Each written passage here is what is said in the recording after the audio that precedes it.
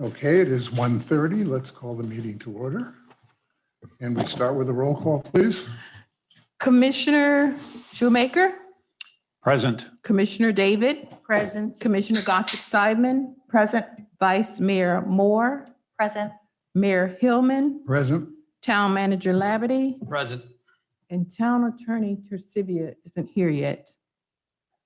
Okay, let's rise for a pledge of allegiance, please. I pledge allegiance to the flag of the United States of America and to the republic for which it stands, one nation, under God, indivisible, with liberty and justice for all.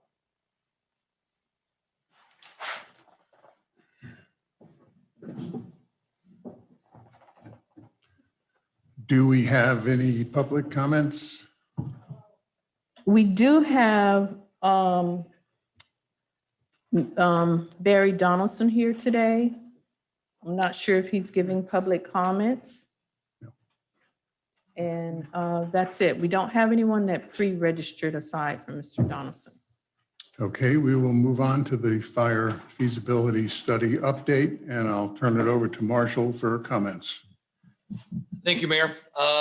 As I had indicated to you, we've made a few adjustments, or the consultant went back and looked at a few items within the study itself and made a few adjustments. Just to kind of give you an overview on that, we adjusted the salaries to reflect the new union contract in Delray. We changed the fringe benefit multiplier on our cost of things because that would be what we would carry rather than Delray's multiplier. There's a section on the ISO rating process and system. We inserted medical director role description and medical transport billing, and then clarified that within the cost structure.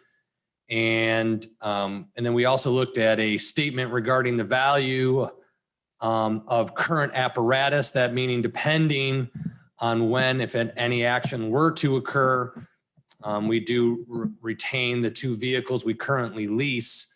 So there'd be still some residual value to those items or those apparatus that would push some of the recommended implementation costs out several years. So that's in there. And you did get the red line version. There's a clean version online for all of our home viewers.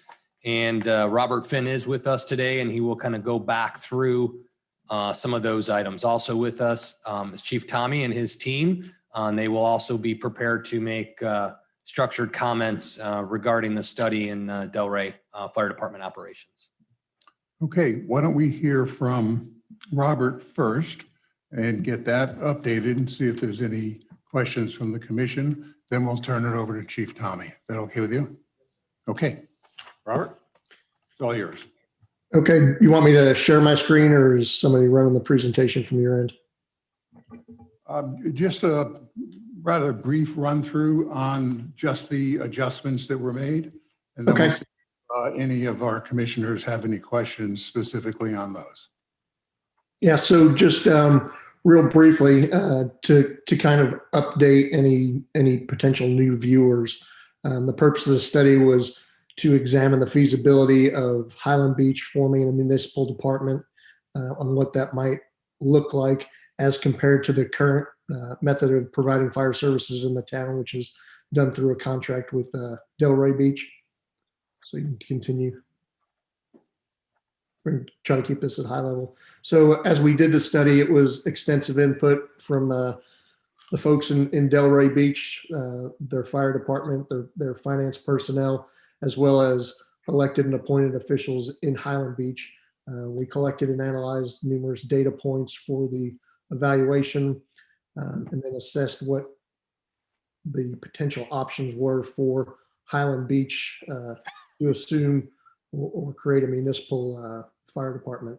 And throughout the process, we collaborated with staff on findings and assumptions in our analysis to get us to the draft report that you have in front of you today. Next slide. So the current system, as we said before, current system works excellent. The response times are very rapid. The call processing times are excellent in terms of dispatch processing the calls and getting units notified. There is a potential to maybe improve turnout times by 30 to 40 seconds, but overall everything was excellent. The one interesting thing is that your responses in and out of town are basically even at 678 calls for service in the town and 677 to Delray Beach, and Delray units responded into your town 139 times. So when we looked at those 3 years worth of data, that's you're providing more aid from your station into Delray Beach than you're receiving. We did look for Gulf Shores information based on a question at the last meeting, and we did not find any responses to Gulfstream. I'm sorry, not Gulf Shores, Gulfstream. So either it wasn't included in the data provided to us, or there were no responses into Gulfstream. Unit utilization rates are low, so you've got plenty of capacity for increased call volume without maximizing the unit utilization and the need for additional apparatus. Next slide. So we had a number of questions about the insurance services organization, and that's an organization that does a community rating on your fire risk in the community. 1 being the highest score, and that's where you're currently rated while using Delray Beach to provide services. 10 would be the lowest, and that would just mean there's no fire protection in the town. Looking at similar communities, we figured you guys would wind up being somewhere between a 2 to a 3. Most of the insurance companies group 1 through 3 together in the same rate structure. And State Farm is no longer using ISO to determine their rates. They use local loss history. So it looked like you'd be a 2 to a 3 based on similar communities and looking at the scoring and where we thought you would fall. Next slide. So again, your call demand, the majority of your calls are emergency medical calls, which is not to be, not unexpected for a community with your demographic profile. Next slide. And then as we showed last time, most of the calls occur during the regular work week and between 9 a.m. and 4 in the afternoon, with the overnight hours having the lowest call demand. Next slide. So as we said, the last time we had 4 models, status quo being maintaining your current relationship with Delray Beach, negotiating a new contract and continuing to have them provide fire and EMS services, forming a municipal fire and EMS department, kind of a hybrid where you would contract for EMS services, but you would provide fire protection services as a municipal model, and then a public safety model, which can be formed either as a municipal or the hybrid model. But instead of hiring a police chief or a fire chief, the command structure of your existing police department would oversee both police and fire services, and then you would hire your fire prevention personnel and then the firefighters and EMS personnel. Next slide. So again, status quo, you have a known service provider, service levels are high. I think it's very important that you understand that in this model, you're part of a 6-station response system. So that lends itself to higher levels of response reliability. So if for example, if your apparatus is committed, then Delray has additional apparatus that they would be sending into the town to cover those concurrent calls. Whereas a municipal department, once you're on your first call, your resources are going to be fully utilized. So if there are structure fires, which are very infrequent in the town, being part of this system allows for the development of an effective response force. And that just ensures enough people get on scene to provide the needed services and conduct the tasks that are needed on working fires. And then you wouldn't have any of the issues of getting your certificate of a public necessity for forming your own EMS department because, again, you'd be under the Delray umbrella. Some of the issues are as we will see later, there's cost increases due to the new contract that's been negotiated between Delray and the firefighters union. And there's additional cost increases because they are also requesting that the town go to 3-person staffing on the rescue. There are some inequities we felt in the contract in terms of the collection of your EMS transport fees because you only get paid if they transport Highland Beach residents in Highland Beach. Any of the transports that your rescue does outside of the city, those monies are not collected and transferred back to Highland Beach. So we thought, if you were a true municipal agency, then obviously you would keep all the revenues that are generated from your rescue transporting patients. Again, there was an issue with the use of,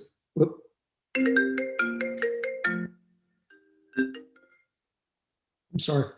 There was an issue with how the costs were calculated compared to the contract. When they sent your estimates to you, they used in-rank average. However, when the true ups happened, there was the actual costs of providing the personnel and services or how the true up costs were arrived at, which was different than the language in the contract.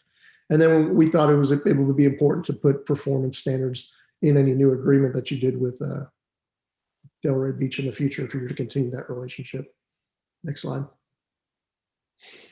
So if you were to form a municipal department, obviously you control the costs of staffing and emergency service delivery. You develop your own performance standards. You do have the existing station, so your travel times for initial emergency response shouldn't be any different than what you're seeing today. And as we factored out the costing, it would be lower than the current cost for contracting for services. Next slide. You would have to legally form the department, so you'd have to amend your town of ordinances. It would require the recruiting and hiring of a fire chief, the operations personnel and administrative staff. You'd have to get some apparatus to either your current apparatus would go into what's a reserve state to back up in case apparatus breaks down, and then you would have to acquire the additional apparatus to make sure you had a reserve and frontline apparatus available. And as Marshall said, because your ladder would be 10 years old at the end of that lease, there's good chances that it would still have a useful life for several years in a reserve capacity. We also felt that adding these additional personnel to the town's workforce would require the need for a human resource specialist and another part-time person in finance for the payroll and the other additional workload that's going to happen and fall upon the town staff. It would also get you to the point of enough personnel being hired by the town to require the tracking requirements of the Family Medical Leave Act and the Affordable Care Act provisions. So it moves you into that level of employer.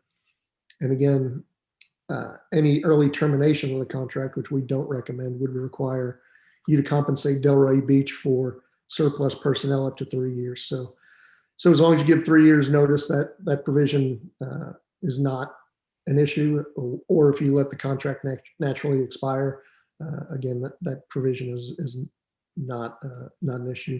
And you do have to work with the county to obtain that certificate of public necessity to become an EMS licensed provider. Next slide. So the implementation timeline, the first year we were bringing the chief on at about the 6-month part of beginning that implementation. And then the chief would recruit and hire the fire marshal, administrative assistant, and the training person in year 2. This time would be spent developing policies, getting all the procedures together, and then in year 3, you would hire the operations personnel to begin the full provision of fire and EMS services in the town. Next slide. So your startup and transition costs. So you're going to notice that these numbers are a little different. As Marshall said, we updated the language to reflect the new contract, the costing. So the salaries and benefit costs increased. The other thing we did is we moved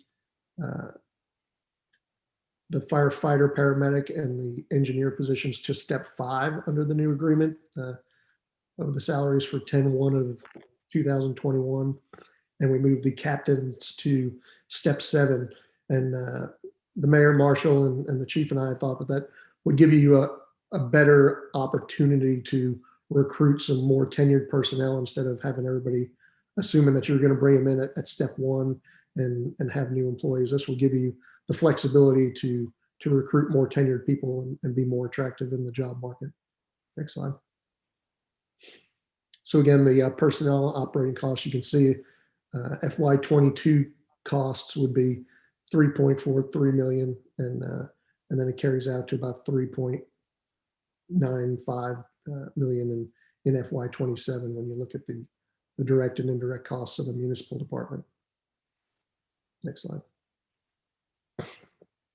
So the hybrid system, again, is the town assuming the fire service delivery portion, but contracting with EMS provider.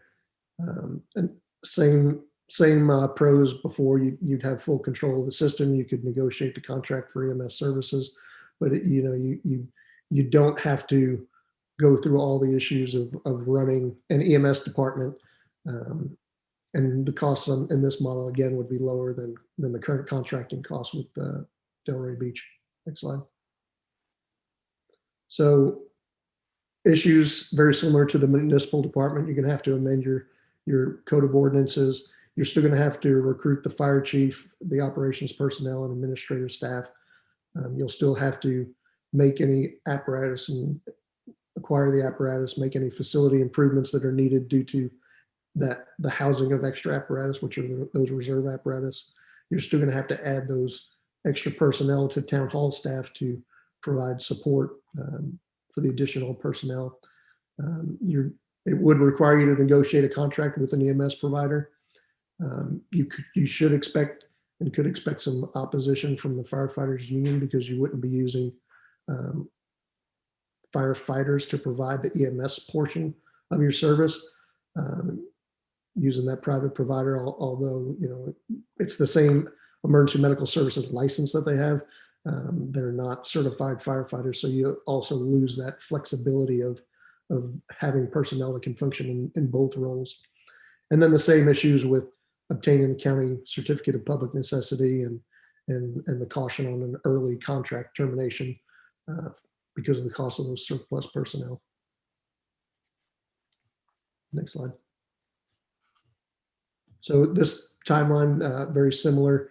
Your chiefs in year 1, your other administrative personnel are year 2, and then the operations personnel in year 3. And the differences in the staffing number here is because you're not staffing the rescue with town personnel. It's now the contract personnel. Next slide. Again, the costs after adjusting for the new contract and the new step plan, you can see the year 1, 2, and 3 implementation costs that go along with forming the hybrid model. So 250,000 in year 1 up to 2.32 million in year 3. Next slide.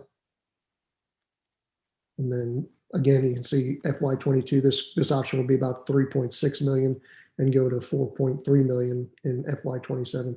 So more expensive than the municipal department option, but less than the current contract option that you're doing with Delray Beach. Next slide. The public safety concept. This one seems to be gaining the most traction in terms of discussions with the mayor and Marshall and your existing police chief, that there's openness to this, and it seems that that everyone feels that this option could work well. Again, you'd have full control of the staffing and how emergency services are delivered. You'd still use your existing station. The costs go down because now you're not having to hire as many administrative personnel in the fire department. You're using existing personnel to provide the administrative and leadership to the organization. You can still staff it as a municipal model, or you could use the hybrid model for this public safety concept as well. And then the cross training of police personnel can enhance your organizational efficiency and provide, additional trained personnel on emergency scenes versus just the smaller firefighting and EMS force that you would have as a standalone municipal department. Next slide. So same issues as the municipal department. You're going to have to legally form the public safety department in this model. You're still going to have to recruit your operations and administrative personnel. You still have to acquire apparatus and potentially do facility improvements. You're still going to need the additional support staff for the town. Same issue with early termination of the contract. If you don't give the full 3 years notice, you're responsible to pay for those surplus personnel. If you chose the hybrid, same issue of negotiating with a private emergency medical services provider. And if the hybrid model was chosen, again, you could expect some opposition from the firefighter union going with that model. And then you still have to obtain your county certificate of public necessity to operate the EMS system. Next slide. So the timeline on this, because you've already got the chief on board and you've already got what would be the assistant public safety director on board, there's only bringing on the fire marshal to start your fire prevention portion and get that area up and running in year one. You wouldn't bring any additional people on in year two, and then those operations personnel would come on in year three. And again, you would add 6 additional firefighter paramedics to this if you were to do the municipal option versus the hybrid option that's shown in these staffing figures. Next slide. So again, you can see the startup costs ranging from $231,000 up to the just under $2 million for year 3 in this option. Next slide. And then the total cost, $3.4 million in year 1, moving out to $3.9 million in year 2. So again, very similar costs to the municipal model. And in this is shown with the EMS contractor. So if you were to choose the municipal model, those costs would go down a little bit because those EMS costs would be slightly lower using municipal employees and to contract with the private EMS provider. Next slide. So you can see the cost comparison of the different options. And again, we just caution you that early termination, if you don't give the full 3 years notice, that does require payments from $4.1 million to $5.5 million in the third year for those surplus personnel. So we would not recommend that the town do that early. And quite frankly, it's going to take you over 2 years to get the department up and running anyway. I think that's it. So Okay. with that, we'll entertain any questions from the commission. Yeah, one other thing just to keep in mind, everyone, the public safety concept obviously can be applied in any of these. Doesn't have to be just what's been described here. So for example, if we were to do the municipal concept where we as Highland Beach do both fire and EMS, we could do that under the public safety concept. With me? Okay. All right, so open for questions. You want to start down at the right with John? Okay. Again, a lot of good, hard, diligent work. But I want to make sure that I understand, since I'm looking at some of this for the first time. In the comparison at the end, okay, the options. As you look at each of the years and the way it's laid out, I assume that those numbers include the cost for startup, or is the startup a separate number that's treated separate from the operating costs each year? So that's when those are fully operational costs. So you don't have some of those initial startup costs, because year one, in theory, you would still be paying for the Delray contract, but you would be bringing on some personnel, acquiring their staff vehicles, and having those costs in addition to your current contract. Same in year two, and then in year three, you would realize the full operational costs, which you're seeing on Okay. that spreadsheet. So that they are included really as we go through this. Maybe I can jump in for a second. It's not a separate It schedule. wouldn't have, for example, work that would have to be done to the fire station itself. right. Those would be separate costs. They would be amortized over But 20, that's a 30 separate years. schedule of amortized separate costs. schedule. But they would be, Between- although the cost might be a couple of $1 million, I'm just pulling a number, it hasn't Yeah. been figured out.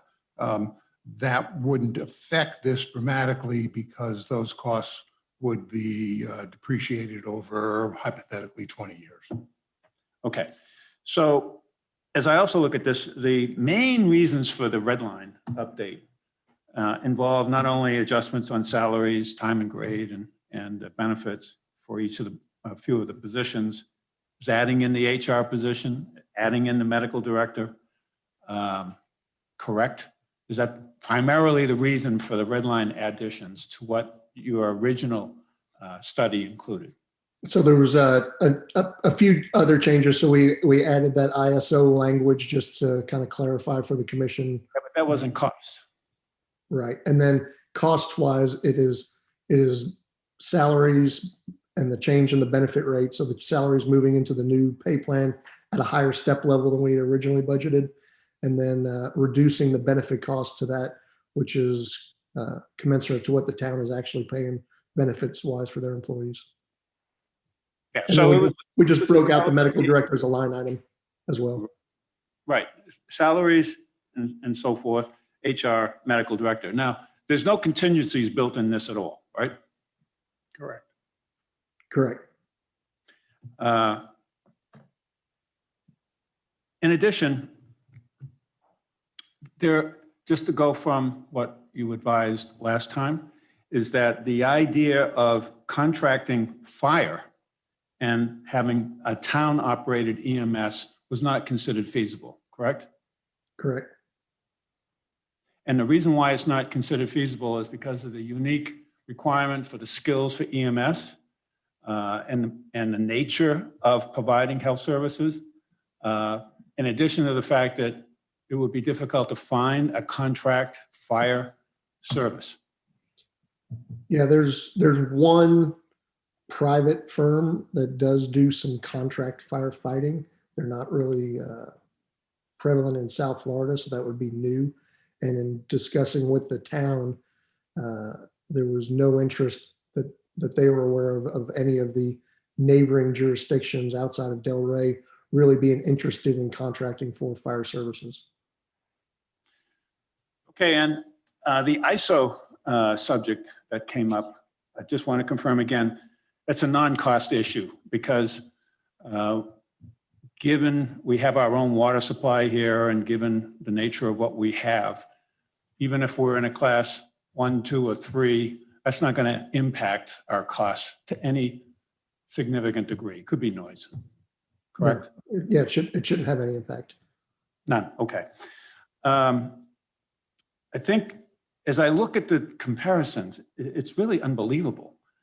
We're talking about, I mean, anywhere from $1.5 million to $2.5 million difference between our options and the current contract with Delray. I mean, on a relative basis, that's kind of staggering, right? I mean, that's a yearly kind of difference. Am I missing something here? No, so, they've got their staffing formula and they've got their, their built-in hard and soft costs for providing the contract. And that's between the town and the city of Delray Beach to negotiate what that contract should be.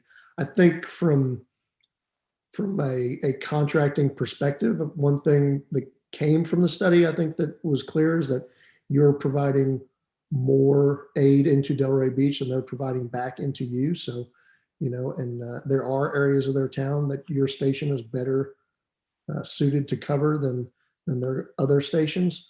So there is benefit for them to keep you as a partner as well. So that may lend itself to, a change in how the next contract's negotiated, but obviously that's not our role in this. Okay, well, there's another aspect to this that I learned is the Highland Beach Club, 200 unit condominium, had to pay $1,500 to check or have the fire department confirm its inspection of the common areas. I don't think that took more than 4 or 5 hours, but it was a $1,500 charge. And I'm multiplying that times all the other condominiums that we have in the town, plus whatever. That's big costs. I assume that, I don't know how you track those costs in any of this, or do you? Were you looking at anything like those other additional No, charges that are made? So the cost for that service is that prevention personnel that we have built in. And the town, through its fee structure, some municipalities choose to charge and recoup the true costs of the fire prevention personnel that are doing those required inspections. Other municipalities, it's just part of the service that you provide.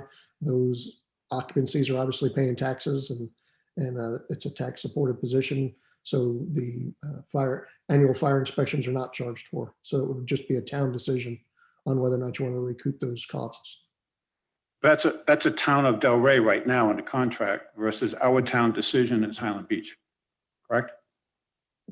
Correct. That So Delray obviously has a fee structure for providing those fire prevention services that they charge, and I'm sure the chief can speak to that.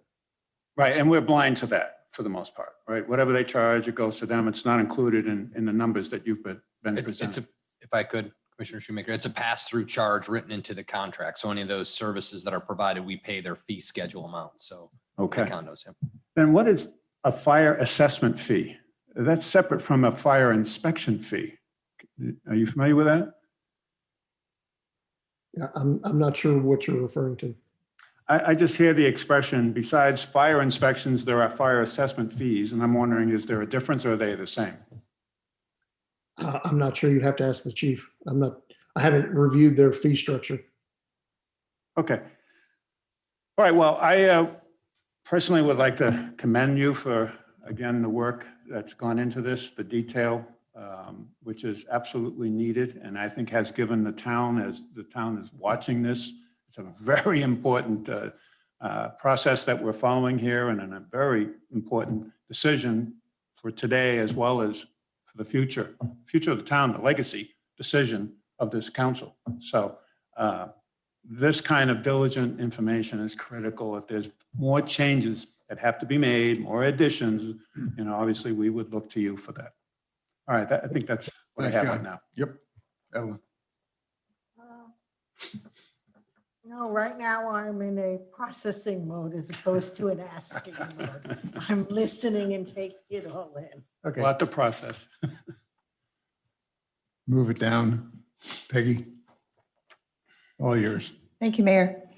I'd like to address after having requested the medical transport fees last meeting, I'd like to address the fees that were provided just recently that might help our commission as we move forward with decisions.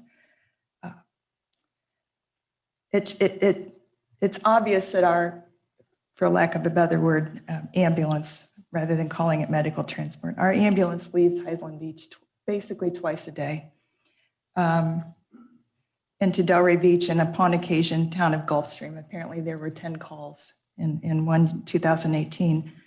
And I calculated the round trips to the hospitals, 12 miles to Delray, 12 miles to Boca, 24 miles round trip to Bethesda. The 6 samples that were given to us all went to Boca or Bethesda, none to Delray, even though it's a Delray transport. So that I had a question about that. But that means that twice a day for several hours, our ambulance is not here and not serving our residents. And in that time, we had 92 calls back into Highland Beach, looking at this as a broad overall picture, and which means that Delray had to traverse 1 or 2 railroad tracks, depending what station was dispatched, and the Linton Bridge, and come on into our town, and then transport, if they transport instead of just treating and not transporting, transport back to one of the hospitals. And to me, that just doesn't make common sense, that we have a station in the middle of town which could serve everyone in town in a matter of, I'm guessing, 2 minutes. We've got the data here. And yet we're sending our guys, our station out twice a day to other locations. Then when the fees came in, I was, Lynell, did you have those files to pass out? I was able to do some quick research on some of the fees. Well, I'll take one too. I think I got mine. And if this helps the commission, this is how some of this is billed. When an ambulance bills, I'm used to calling it an ambulance. Let's say for Medicare. The cap for Medicare is around $700 to $750. It changes year to year and it changes per geographical area. If you need Medicare in a different location other than South Florida, it might be a different rate, higher or lower. But these are the ambulance service categories here: basic life support emergency, advanced life support 1, 2, and 3, and then specialty care transport. And then the last one, paramedic incept, that applies to ambulance services in New York. It didn't matter here. So these are the different levels, and each level is billed at a different cost. And I'm not sure, because we didn't get all the data on the 6 patients that Delray provided, but I'd be very interested in their broader scale of patient service to Highland Beach residents and what they billed and what they receive back. For example, if they are billing at the higher level, at the level 1 or 2, and then it really was a basic life support, then it would show in fees not recouped. Or if they determine basic life support and it really was a higher level of cost, they could bill higher. So I know that I'm sure the firefighters are trained in how to set this up. But for example, if a physician does not approve some of these at the hospital, then some of these are kicked out. That is not covered. So I don't understand how some of these figures from the Delray Beach billing that came in this morning are calculated. For example, in September 30th of 19, Delray Beach billed a total of $6,296,000, and they had to write off $2,178,000. Then in September of 2018, Delray Beach billed $4,112,000 and wrote off $3,292,000. Wow. That's a 64% collection rate. Generally, there's an 80% collection rate, if not greater. Now, in our town, I would guess that we have most residents with insurance, Medicare, Medicaid, or persons who qualify, private insurance. So I don't understand how we are in a system which is writing off so much of what is a basic service. Now, when an ambulance, makes the run to Bethesda, 20 some miles round trip, and then sits there idling, they idle in order to keep the engine moving and in order to protect the medical supplies on board, whatever, the medical supplies that need to be kept good, whether it's oxygen, blood, whatever. So then they get an idling fee. Then they get a transport fee of $12 a mile for the transportation. But to me, I don't understand, and I would like to have further information given to us on why the billables and why the collection rate is so not up to national standards. So I think this needs to be looked at. I think if our residents call an ambulance and it has to come from middle of Delray Beach, like I said, over the railroad tracks, over the bridge, and our ambulance is somewhere in Delray Beach, and then we're not getting paid, neither is Delray, no one's getting reimbursed for those trips. This just doesn't make sense to me. I don't understand. I don't understand how this would be acceptable to Delray Beach, much less us. So I'd be very interested in having more information on the billables and how we can better improve a system for our residents, because I think our residents need to know that they have an ambulance service who will respond to them quickly, correctly bill their insurance, and then in turn support the system that we're funding. Because this is where a fire department, fire and rescue service supports itself. These are fees that should be paid back to the services for the gas, the paramedics, all of these things we're talking about, all of these financials. Mayor, You have hit, look like we want to answer. you have something. hit many subjects here, multiple subjects. Yes, I did. They all Sorry. string together Yes. on the EMS vehicle. Yes. I would think Chief Tommy can address the first subject of why does the vehicle leave here? And when you get up to make the presentation, hopefully you'll cover that for us. In terms of the billing and why the collectibles are so low, clearly I don't have the answer, but we need to find that out. Yes. No question about that. I mean, in the That's- town of Highland Beach's setup, sir, we should have a much higher rate of return on our fees, Yeah. much higher. I don't, We share in some of that potential Yes. revenue. yes, sir. No question about it. So I think there's a lot of areas there. I actually had a note on that. So let's discuss some of this a little bit later in today's meeting as well. Could I add in also, sir, please? We have to consider that we have tourists, out of state, out of country visitors at the Delray Sands. I've been there when they've transported persons from there. How are those collected? Often you can't collect back.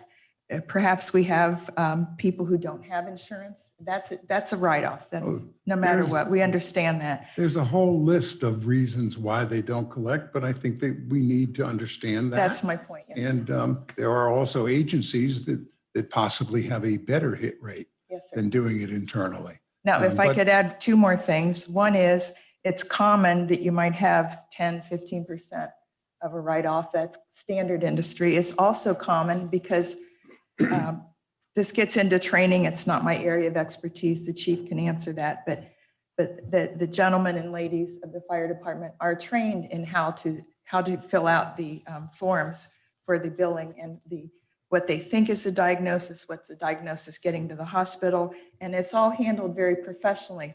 The thing is, the numbers don't seem to match up with what our insurance should be paying our residents. It Yeah, doesn't sometimes match it's, up. And why is this going on? It's Look- not like they're not doing their job. There's some other factor that I'm not understanding here. Look, at sometimes it's garbage in is garbage out too, like Yes, I you're understand. saying. Yes, So sir. we need to understand more of it and let's talk about it a little bit more later. I Okay, think I have a couple more questions then go right ahead. To Robert. Yes, sir, if I could, back to that.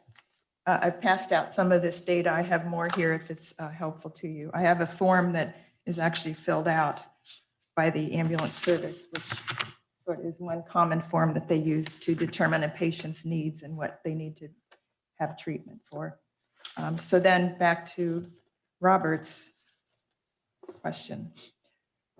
Sir, for you listed for our own station or the hybrid, if we go our own in any respect, that we have this possible credentialing problem and possible union problem. Could you just explain again what those might be and how serious they would be?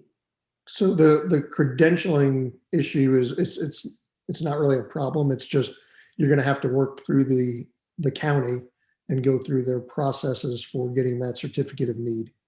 So there's just a number of steps and just something to make you aware of that in order to legally operate an ambulance in the county, you've got to go through that county step.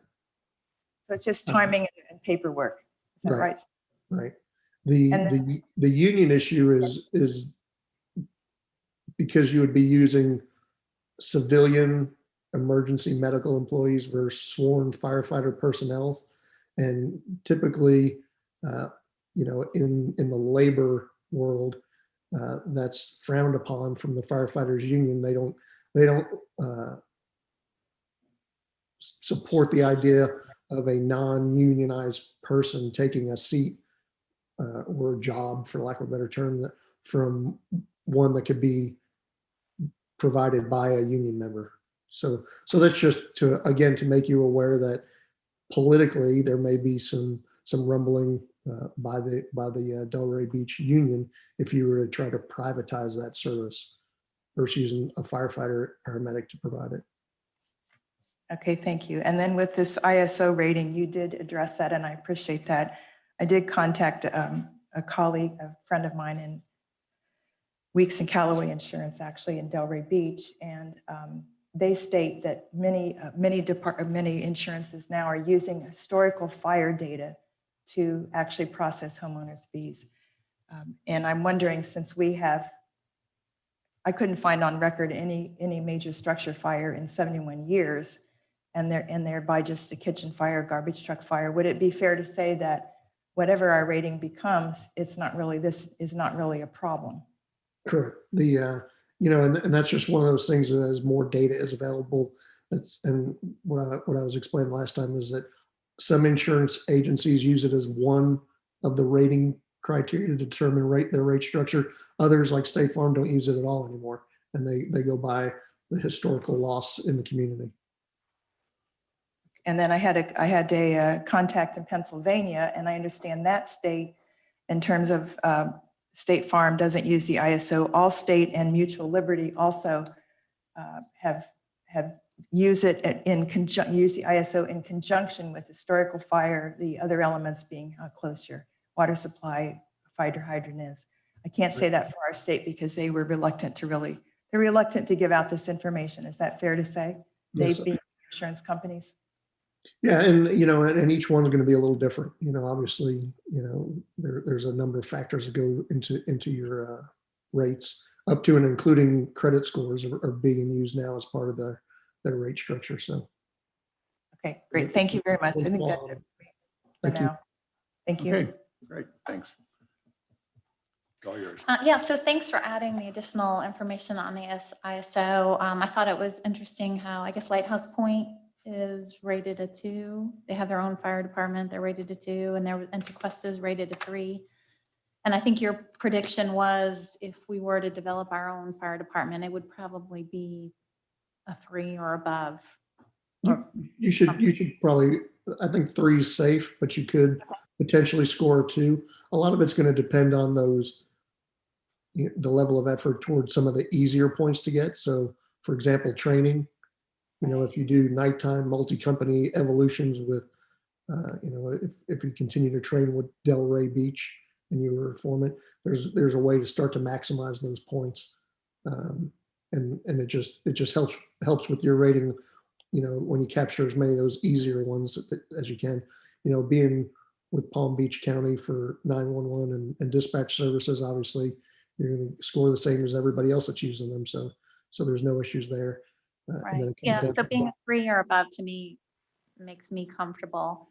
I guess, can you explain again the difference in the operational staff, the 18, why it is an 18 and why in the prior study it was 21? Could you just go over that again? So the operation staff, what you're looking at is to staff the fire apparatus. You would have 4 people scheduled per day. There's 3 shifts. So you got 12 of those folks. And to staff the rescue, you're going to have 2 people scheduled per day. So that's your additional 6 for the 3 shifts. What that allows you to do is then that's your scheduled staffing. Your minimum staffing would be 5 personnel on per day, because that allows one person to be off, whether on vacation, sick, holiday, Kelly days, however you structure the leave program. So you've got a scheduled maximum staffing of 6, a scheduled minimum staffing of 5. If at any day you fell below the minimum staffing, then overtime would be used to fill those vacancies. It's a little different in emergency services. It's not like at the bank, if a teller calls in sick, somebody just, gets up from a desk and helps the customers. And this, you've got to have those minimum numbers of personnel every day. And that's why the overtime factor is in there at 8.9%. Okay. So I'm sorry, I'm still not understanding. So you're saying, so how do you get to the 18? Yeah, so, 3 shifts of 6 people. okay. But how about vacation time? Yeah, so like I said, one scheduled or unscheduled person can be off on each shift. Is that a typical assumption? Only one? You That only would need, be, that would be your minimum, that would take you to minimum staffing. okay, So one, and if more than, so I'm on vacation and you call in sick, then we're going to be calling in someone on overtime to backfill your position. okay. And so when you had it, when the previous study had it as 21, what was the difference? Did they have more people in backup or something? So the Matrix study from 2016 had 21 people, staff. So what was the So difference? the Barrier Island study, the decision there was made that they were going to have 3 people on rescues.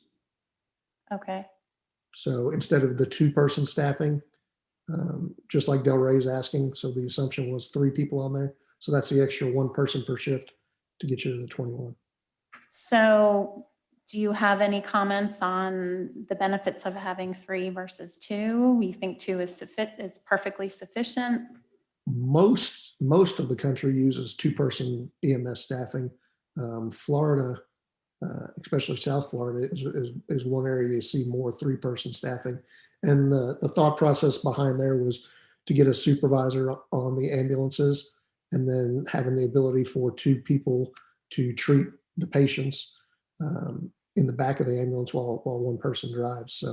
So you didn't need to respond an engine or a truck company to provide additional personnel with the ambulance crew on the lower level calls. Then you would only need to dispatch them on higher level calls like strokes, heart attacks, and those things where you need the extra personnel. So that's the rationale for that staffing model in Florida. And it's very common in South Florida, but we didn't So use why are that you as a, recommending only 2, us being in South Florida and it being the standard? Why are you recommending only 2 for us when most of the rest of the state, especially South Florida, has 3?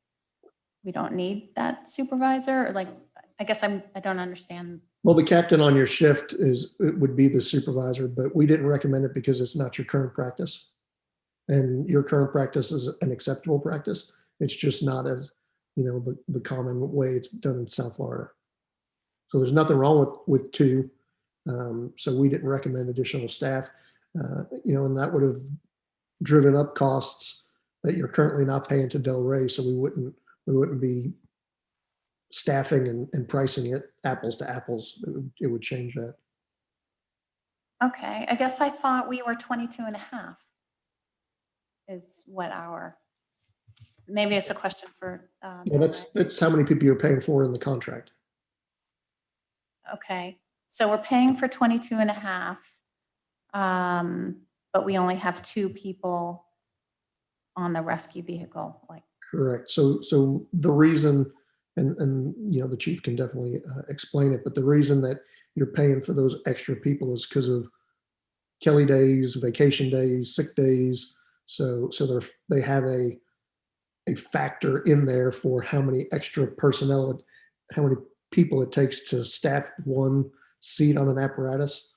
So that's to ensure that minimum staffing can be maintained at all times. So, for example, if somebody's on vacation, somebody calls in sick, then they're going to be rolling somebody in from one of the other stations or backfilling with overtime, depending on their overall 6-station staffing that day. So in your study, that gap would be filled by overtime of the 18 people? Yeah, so again, the 18 allows one person to be scheduled or unscheduled leave per shift. And that's a very common way to staff across the country. Because so what happens is, probably half of the days of the year, you're going to have 5 people on duty instead of the scheduled 6 because of the leave. And then there will be days when you'll have the full complement of 6. Okay.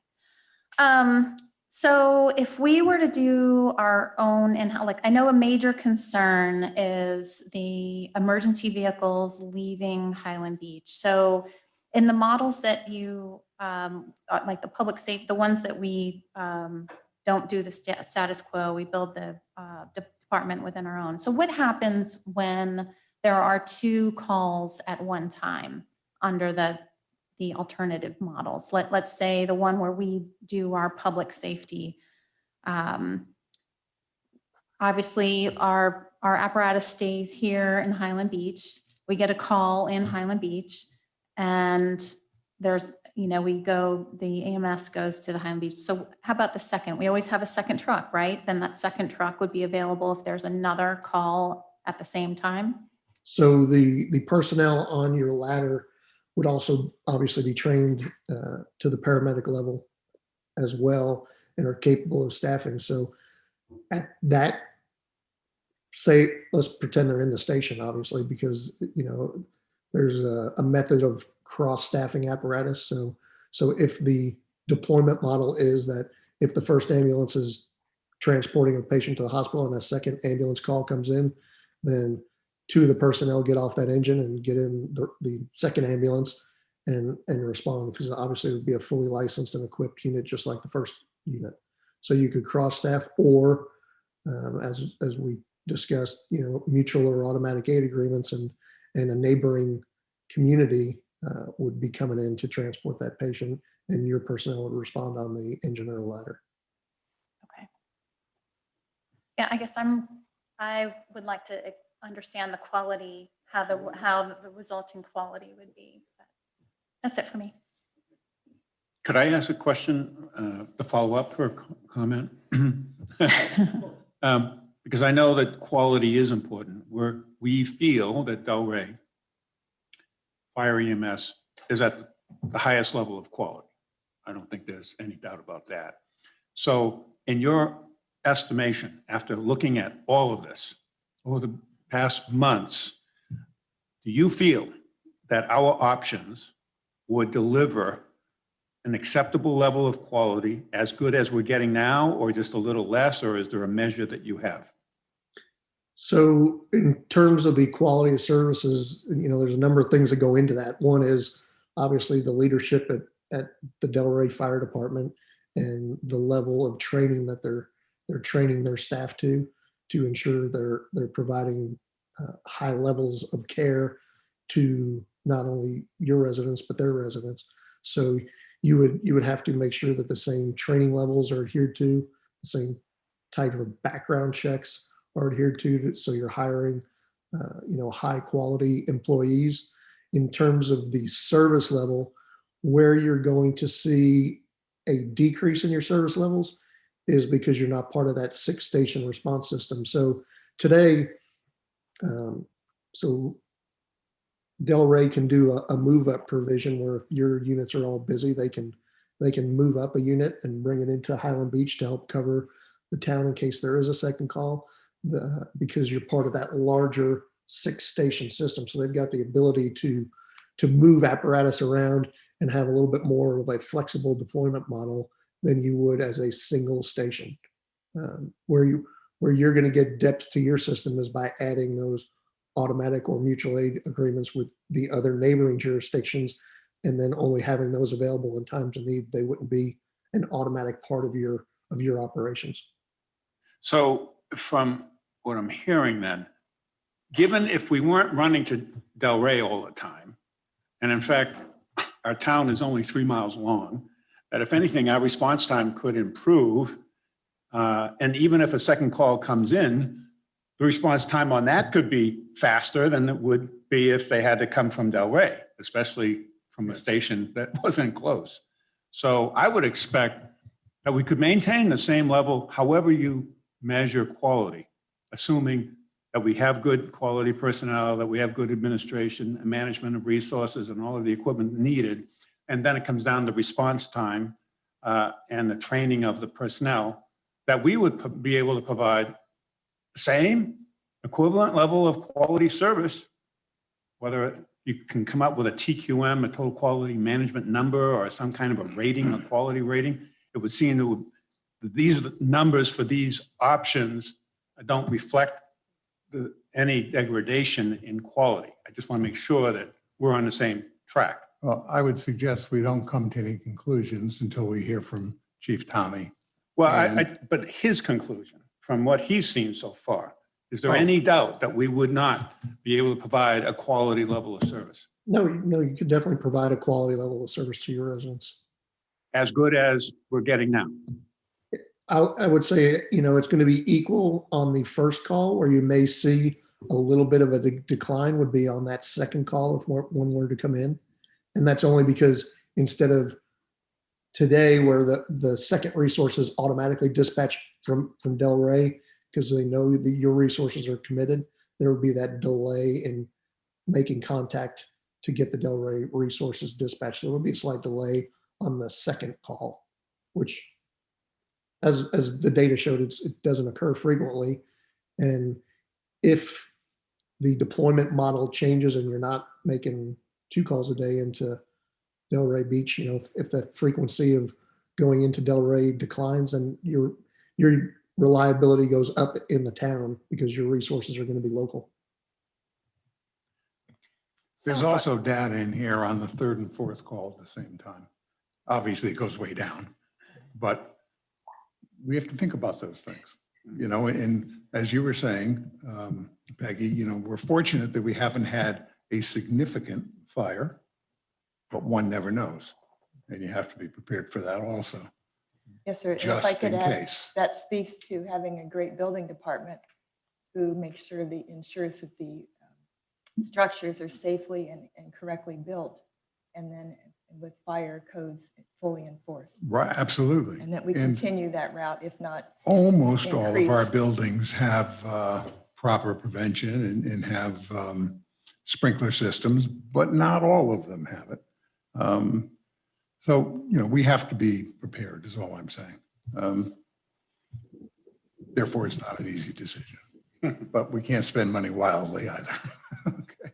Anything else before we move on? Yeah, just an observation. I guess something that is, as I process this, that I'm trying to understand is it's emergency medical service, I get rescue services together, but there's almost like a difference, right? The fire part and the emergency medical piece of it. Yes. And that's what I'm starting to finally, I guess, get a better understanding of. I think, I don't know if I'm saying this correctly, but like the fire piece of it is what we have the high quality of. But what everyone is so concerned about is the emergency medical response time. Because it's 80% or so of the calls. Right. Well, and, right. And we have an aging population. Right. And I think we all thought the response time was excellent because of the proximity of the station. But like this data is showing that there are instances with this top-notch department that we have that we're not going to get those super fast response times. And so that's, I guess, something I'm having an aha moment about is that we keep talking about how great the quality is. And I know the quality is great, but it's not that great from the EMS side of it. Yeah. So I guess. And that could be better. Yeah. for the absolutely. amount that we're paying, it has to be It's better, a yeah. cost benefit issue. Right, Yeah. right. So- Mayor, could I add a comment to that? Sure. To support that. There was a fire in Gulfstream in 2018 on October 30th. And both our rescue and our ladder truck answered, as well as many vehicles from Delray Beach. It was widely covered in the media, Coastal Star. Our trucks were up there 6 hours to fight that fire. And it was quite a large structure fire that luckily apparently just took out the garage area and part of the house. But my point is, our truck served another town for 6 hours. We didn't have that truck, and we didn't have several vehicles from Delray Beach because they were also there. I mean, I'm glad that we contributed to the saving of the home, but that's, selfishly speaking, we didn't have our vehicles for 6 hours. And that's a long time, and I think that needs to be kept in mind. That's the drawback of being part of a 6-station system. The benefit is, God forbid the fire was here, we would have all those here. So that's the yin and the yang, or give and take, whatever. But you also have mutual aid. Right, mutual aid is the same idea. I mean, if we Exactly. were to switch over and have our own fire department, mutual aid, we would be in the same position, Exactly. I Right. believe. So, yeah, like trying to understand the differences between these two different models, you know, in that type of situation, we still would be down the truck because we would be part of this mutual aid agreement. If we And it- were. Yeah, can we turn it over to Chief Tommy at this point?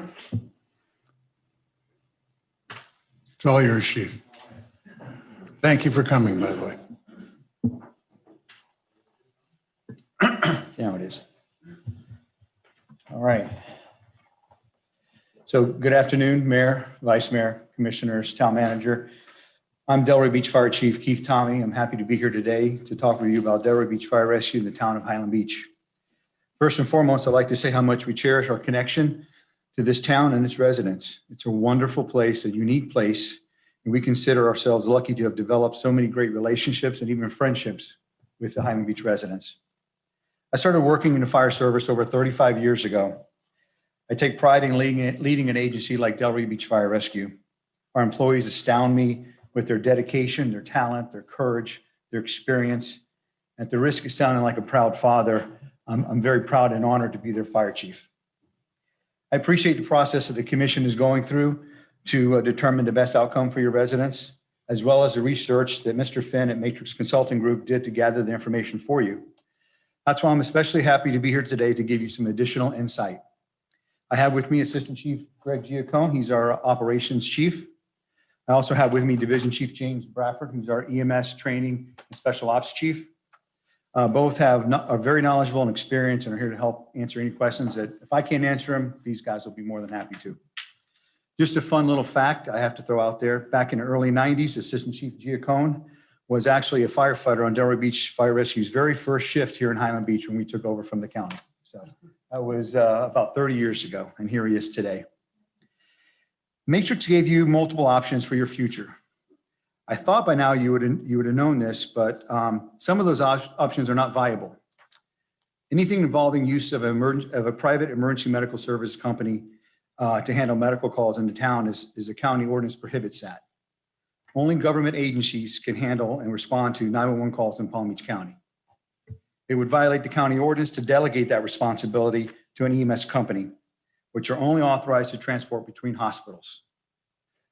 So in our eyes, that only leaves you with two choices: staying with us or creating your own department. Let me say outright, I believe that Delray Beach Fire Rescue is the best agency, not only in the state, but the country, and it's the obvious choice to provide fire service to the town of Highland Beach.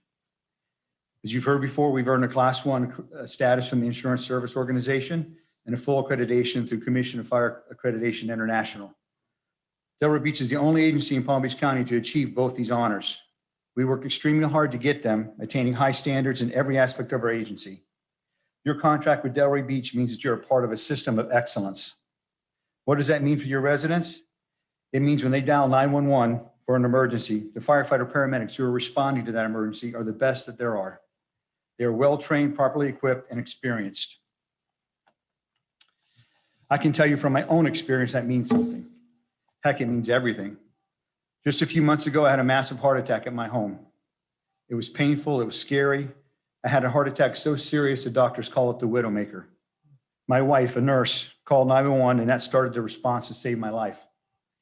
From the dispatcher who took the 911 call in Coral Springs to the Coral Springs firefighters that showed up in my living room, to the medical staff at a cardiac care hospital that transported me to, their quick response, their decisions, their experience, their excellence is what saved my life. Where's the police chief when you need him?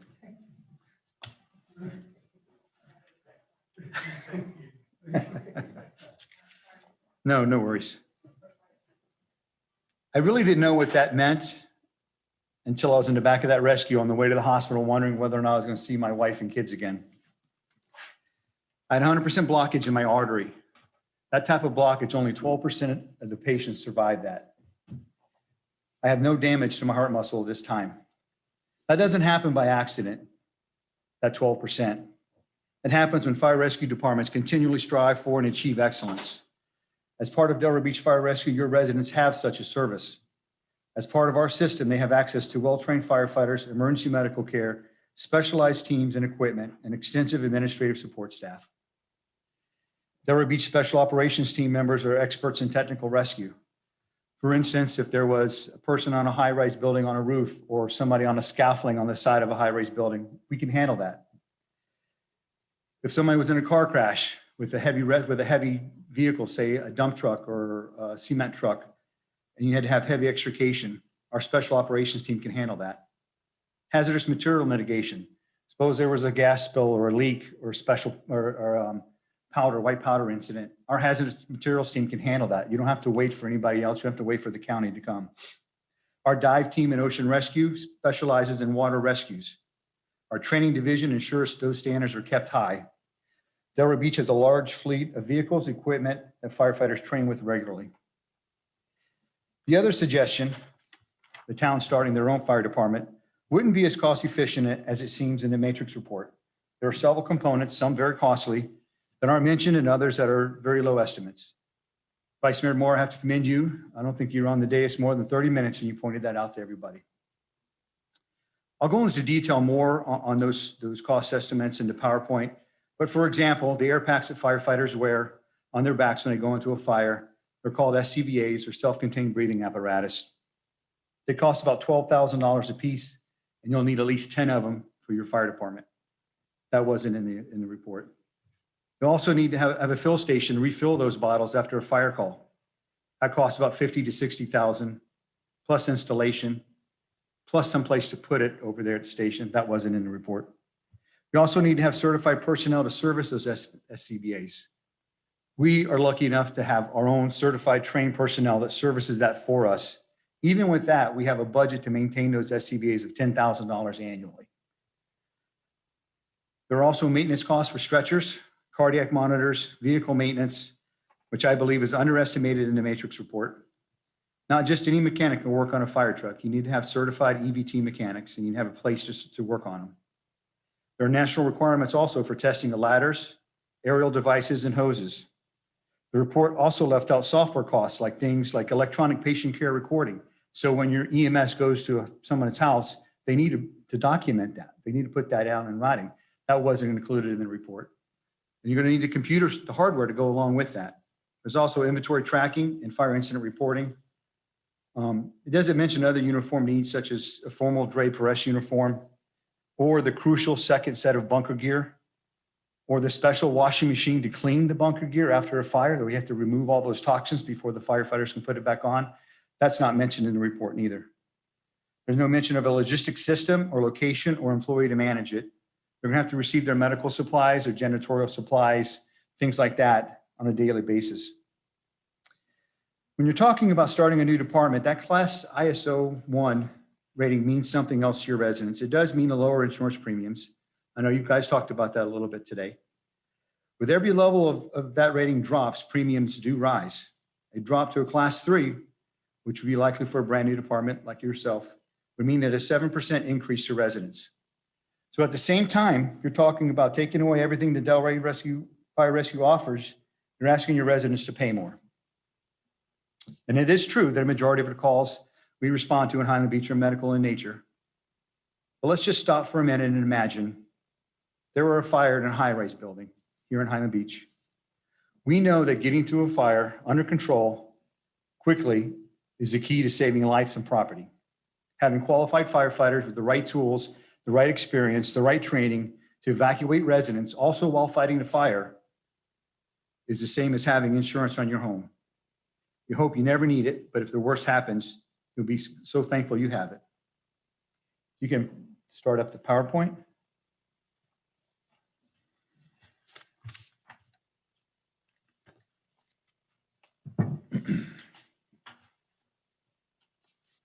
Next slide. Next slide. It's really hard to see through this glass. Okay, so this is our Delray Beach mission statement. Delray Beach Fire Rescue puts community first, responds professionally, and provides service above all. The values are the values that we live by every day. Respect. Respect each other, the community, the fire service for what it stands for. Integrity. Integrity is something we practice every day in all aspects of our lives. Courage. Not the courage to go into a burning building. We know they have that. But the courage to do the right thing even when no one's watching. And more importantly, to do the right thing when it's the unpopular thing to do. Honor. Honor our commitment to the job. Honor those who came before us and taught us. And most importantly, honor those who gave the ultimate sacrifice doing this job. Next slide, please. Yes, we are a proud professional organization. You've heard me talk about the Class 1 ISO rating. We've talked about it several times here. But did you know out of 30,000 fire departments in the United States, only 348 have a Class 1 ISO rating? So as you can see, we are part of an elite group. Out of those 30,000 fire departments, only 288 are accredited agencies through the Center for Public Safety Excellence and the Commission on Fire Accreditation International, only 280, another elite group that we belong to. But there's even a higher group that we belong to than that. Out of those 30,000 fire departments, only 101 have a Class 1 and are fully accredited. And we are the only department in Palm Beach County that has that. Next slide, please. However, there are 15 departments in South Florida that have both. You have 4 in Broward, you have 4 in Orange County, you have 2 in Dade, 2 in Pinellas, 1 in Hillsborough, 1 in Lake County, and 1 in Palm Beach, and that's us. Next slide, please. This is our organizational chart. It's a picture of our organizational chart. We constantly hear everyone here talk about the station, the singular station, the one station. I want you to look at this because you're not getting just the one station. You're getting 6 stations and all that comes with it. Everything that's in that organizational chart you're getting. My budget's $38 million for the fire department.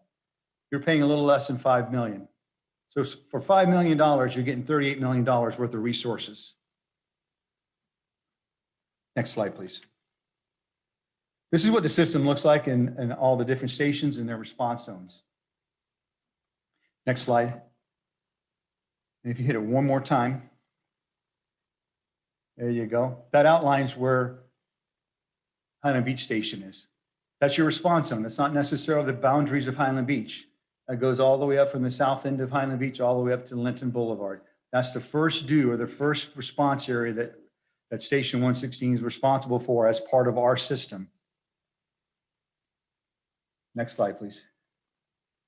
This section here that we're highlighting here is the Highland Beach Station second due response area. So when Station 113 is busy or when Station 112 is busy, this is the first due in this area that's highlighted will be Station 116.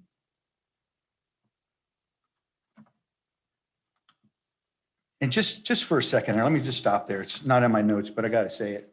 Go back one, please. We did run that fire October 2018.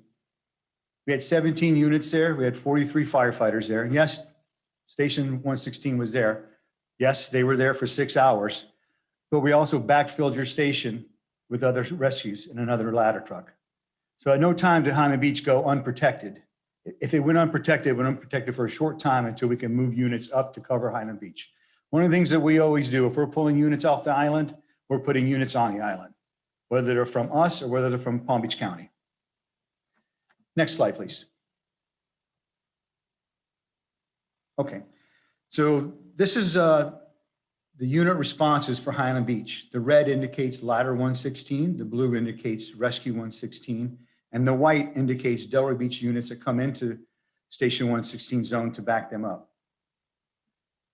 Go to the next slide, please. This is the units. Would you back up to that slide again? Yes, sir. You went a little fast. Sorry. I tend to talk fast, so if I'm talking too fast, please slow me down. They Okay. told me in my practice today to slow down, and I Yeah. don't think I'm slowing down. I think I'm going to speeding up. help them. We want you around. Okay. So the red, okay, indicates the unit responses for the ladder truck. The blue indicates the unit responses for rescue. 116, which is the station here in Highland Beach. So this is showing more for the ladder than for rescue. Correct. Because of that second call that comes in. Right? So they'll both, and I'll explain this later in my presentation, but they both go to a medical call. Right. Okay. So they get there and they can handle it, the rescue by themselves. They'll leave and go to back to the station, and the rescue will go to the hospital. So that's why they may be running the extra calls. Thank you. Next slide, please. So this slide is showing the unit responses for Highland Beach. That's the red. That's all of our stations. You can see we're averaging right around 2,000 unit responses per month. The yellow at the bottom are the unit responses from Highland Beach into Delray Beach. Numbers are numbers. Graphs show kind of a better picture, I think. Next slide, please.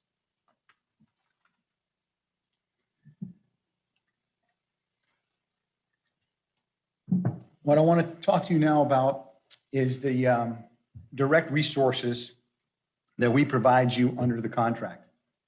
These are the direct resources that you pay for. You pay for fire suppression, you pay for emergency medical services, you pay for fire inspections, fire safety education, first responder hazmat, heavy rescue and extrication, dive rescue, fleet services, and reserve fleet. That's what you pay for in the contract. That's it. Next slide, please. This is a picture of Ladder 116 at our fleet facility, having its preventative maintenance done and having a repair done. I think it had something to do with the steering box, if I'm not mistaken. How long was that truck out of service? It was out of service for 3 days to have this fixed. We provided you with another ladder truck, a reserve ladder truck, in place of this truck while it was in the fleet getting fixed. No cost to you. We provided it to you. Next slide, please. Now what I want to do is I want to talk to you about all the indirect resources that you receive as being part of a system. So you receive all the direct resources we just talked about, plus you receive 911 dispatch. You receive supervision from an EMS captain and a battalion chief. No charge to you. This is all value-added stuff here. Multi-unit responses from Delray Beach automatically. If your unit is busy, automatically we dispatch one of our units. If there's a call that's significant enough that needs more than one unit, we dispatch our units automatically. There's no delay. There's nobody picking up a phone calling us. We just respond. Mutual aid response. Boca Raton has 9 fire stations. Boynton Beach has 5. Palm Beach County has 49 fire stations and 1,500 personnel. As you can see, we have a robust depth to pull from, resources to pull from under this mutual aid response. I can't guarantee you would have that doing this yourself. Ocean rescue. Ocean rescue doesn't necessarily guard your beaches, but if there's an open water rescue in Highland Beach, Ladder 116, Rescue 116 are responding to that, along with our EMS captain, our battalion chief, and our lifeguards are running down the beach in a four-wheeler coming to do this open rescue. Logistics and purchasing. Anytime this station next door needs anything, from toilet paper to fire hose to a new life pack to whatever it may need, we don't come over here and ask Marshall for money. We just get it for them. We have a purchasing, we have a logistics, we handle that. We take care of that for you. Fire EMS training, special ops training, all this is done by us. You don't have to train anybody next door. We're training everybody for you to a very, very high standard. That's why we're accredited and why we're Class 1. Public Information Officer, I don't know if you have one here in the town, but we have one here in the fire department. Anything happens fire related in the town of Highland Beach, our PIO would handle that for you, again, at no charge. We have a medical director that you don't pay for. We pay for that. Fire investigation, that's not part of the contract, but we provide fire investigation. There's a fire in Highland Beach. We send our fire investigators over to investigate that. Special operations response. Nowhere in the contract does it say we have to provide that to you. Nowhere. We provide it to you. CERT, risk management, human resources, labor attorney, town manager, that's going to be your biggest headache. Risk management, human resources, and labor attorney. Right now, he doesn't have that headache. Those headaches are all mine. I have all those headaches. We provide medical protocols for the guys next door. We provide fire SOGs for the guys next door. Next slide, please. We have a long list of vehicles that don't include the two next door. This is what we have also at your disposal at no cost to you. 75-foot ladder truck, 105-foot platform truck, 3 engines, 5 ALS trucks, 1 special ops truck, 1 tender, it's just a fancy name for a water tanker, a brush truck for high water capabilities. As you can see, our reserve vehicle has got a lot of depth to it. It's very robust. 6 ALS rescues, 4 engines, 100-foot ladder truck, and 105-foot platform. Not to mention the personnel that we have. We have 159 personnel in operations. Each shift has 53 firefighters. We have 3 battalion chiefs, 4 division chiefs, 2 assistant chiefs, myself, and 22 amazing administrative staff personnel. Our 2 assistant chiefs, one of them's here, Greg Giacone, he's our operations chief. I have another chief, it's Chief Green, he's our administrative chief. Our 4 division chiefs, I have one that's here. He's in charge of training for EMS, fire, and special ops. I have another division chief that's in charge of fire life safety. He's our fire marshal. And one more who's in charge of logistics and support services. The 3 battalion chiefs, even though they're on shift and work a 24-hour shift and 48 hours off, like the majority of the firefighters do, they have administrative duties as well.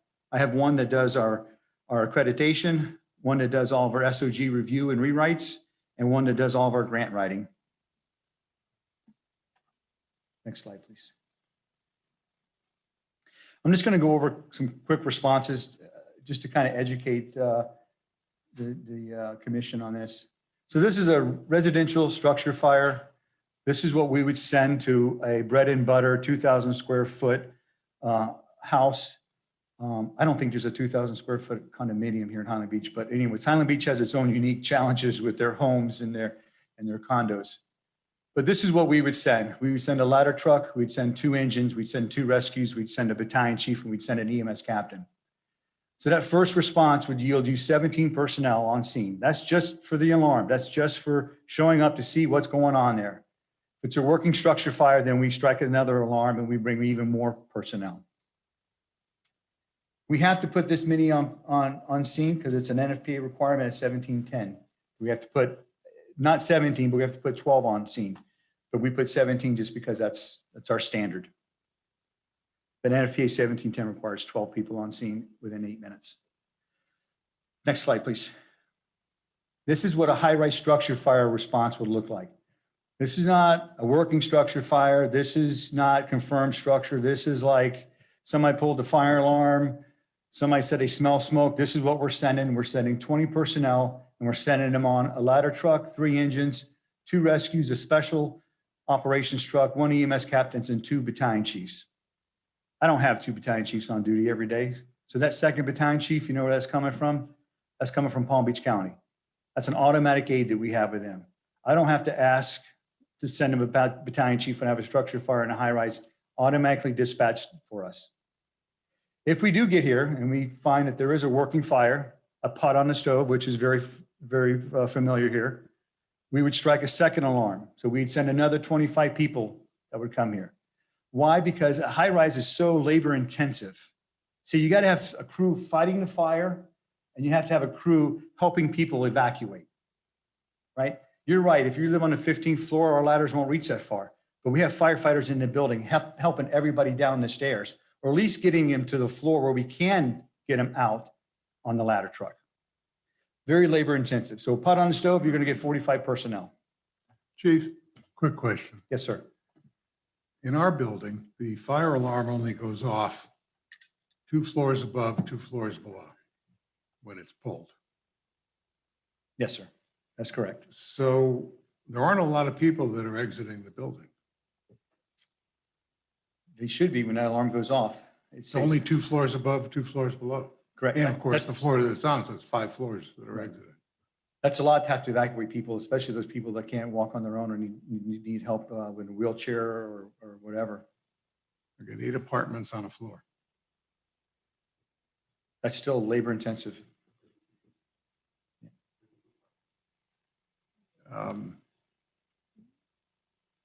Okay. I'm with you, but and they're never fully occupied. Even like now, height of the season. That's true.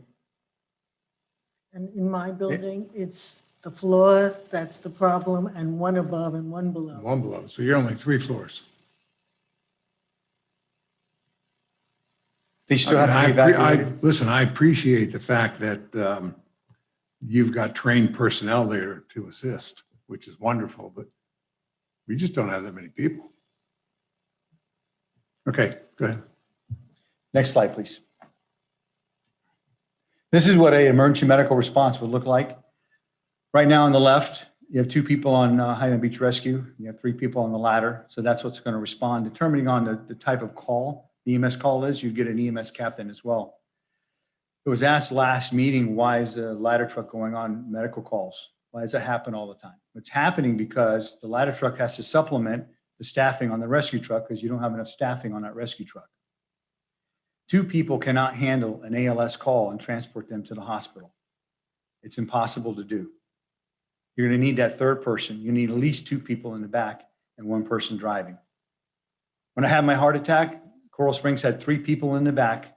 They downed their ladder truck and their captain drove the rescue. Why did they do that? Because they thought I was going to code. Another word for my heart was going to stop beating. And they were going to have to do CPR with me all the way to the hospital. That's why they had 3 people in the back of the truck. So to have 1 person in the back of the truck is not standard of care. If we had a 3rd person on the rescue truck, that ladder truck could stay behind for that 2nd call that may come in. And again, an EMS captain, depending on the call type. Next slide, please. I know the matrix system kind of gave you some options. We focus in on the one option, creating your own fire department. Between my command staff and myself, we put these things together, and I'm sure we didn't cover everything. Like you said before, we're going to need a fire chief, administrative staff, training officer to train your people. You're going to need a medical director. You need somebody to coordinate logistics. You're going to need to hire a labor attorney, or at least the services of one. You'll have increased staff time for HR, payroll, purchasing. It's real important you get a recruiting staff. And it's going to be very difficult to recruit young people to come here. Most young firefighters are not going to come to Highland Beach. I can just tell you that. They don't want to run 1-2 calls a shift. I know I didn't when I was 23 and just started in the business. I wanted to kick down doors, fight fire, save lives. I didn't want to be sitting anywhere with 1 or 2 calls. It's going to be a training ground for people like me. I'm going to hire those people from you because they're going to come, they're going to get hired here. You'll hire them, but they won't stay. I'll hire them. Chief Reggie Dern's going to hire him from Palm Beach County. Tom Wood's going to hire him over here in Boca. We're going to get picked up in Boynton Beach. They're not going to stay long. It's going to be a constant revolving door for you. Cost of us to hire and train a firefighter for the first year is $110,000 for 1 year to train them. I know because I've seen them leave me to go to the county. You're going to have to develop medical protocols, fire ground SOGs, administrative policies, easily done by the fire chief. MOU for communications with Palm Beach County Fire Rescue Dispatch, again, easily done. Vehicles, you're going to need at least 2 ladders, 2 rescues, a fire chief vehicle, training officer vehicle. And again, even with those 2 ladders and 2 rescues, having 1 reserve for each unit, yeah, you can make it work. There's going to be times though, that even that reserve unit is going to break down when that truck is when your first truck is getting fixed and you're not going to have something to put them in. Trust me, I know. When I first got here, we went through that. We were borrowing trucks from Boca and from Boynton. And just with one reserve unit for each unit, you'll be borrowing trucks from us and Boca as well. EVT mechanics, next slide.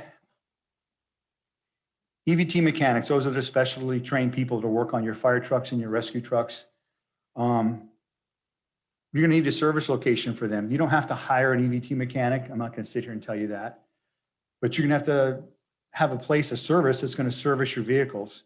We're not gonna be able to do it here at Station 116. If you'll remember back to that slide, that picture of your truck that's at our fleet facilities that had the ladder raised and had the cab tilted, you can't do that next door. The ceiling's too low.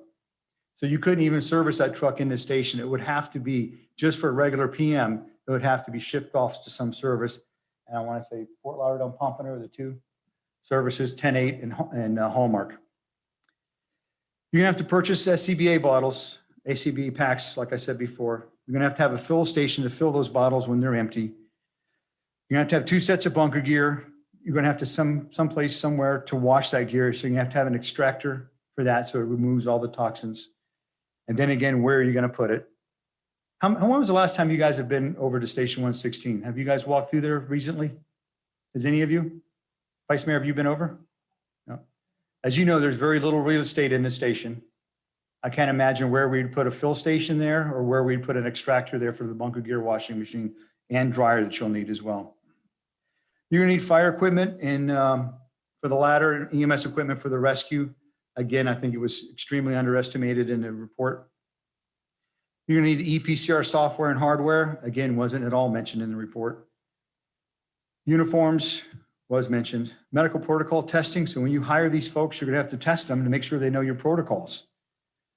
You're gonna have to put them through psychological testing, initial medical exam when you go to hire them. Then you have annual medical exams and fitness exams. Another headache for you, town manager, substance abuse testing. It's gonna have to be done. Not for you, sir. No, sir. No, sir. And of course, you're gonna have to hire an EMS billing and collection agency to do your EMS transport collections. Next slide, please. So let's talk a little bit about the costs of some of the things I've talked about. Some of the fire equipment costs. You know, I mentioned to you earlier in my opening statement that the fill station's about 60,000 plus installation. SCBAs are 12,000, you need 10. Bunker gear, about 3,300, you need 2 sets. Thermal imaging cameras, those are the cameras that we use for search and rescue when we're in a smoky building and we can't see. We can take that camera and shine it across the room and we can say, oh, there's the patient there, and we can go after and pick up Mr. Pollock. That's $9,000 each. You'll need at least 2 of them.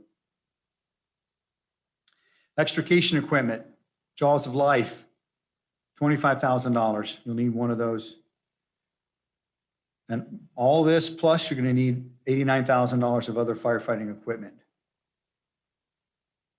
Now, with all this comes annual recurring costs, wasn't mentioned in the report. Annual testing for hose, ladders, and pumps, maintenance for nozzles, flow tests, annual maintenance for SCBAs, fit testing for SCBA masks, inspections for SCBA cylinders, maintenance for extrication equipment, maintenance for small engines. All these are reoccurring annual costs. Next one, please. This is EMS equipment and costs. Cardiac monitors, $40,000 each. They don't come with rescue. You got to buy these extra separate. You'll need 2 minimum. Best would be to have 3 in case one of them goes down. You'll need a Lucas CPR device, $25,000. Why do you need that? Because the American Heart Association's new guidelines has been out for 3 years now, 4 years. Require hard and fast.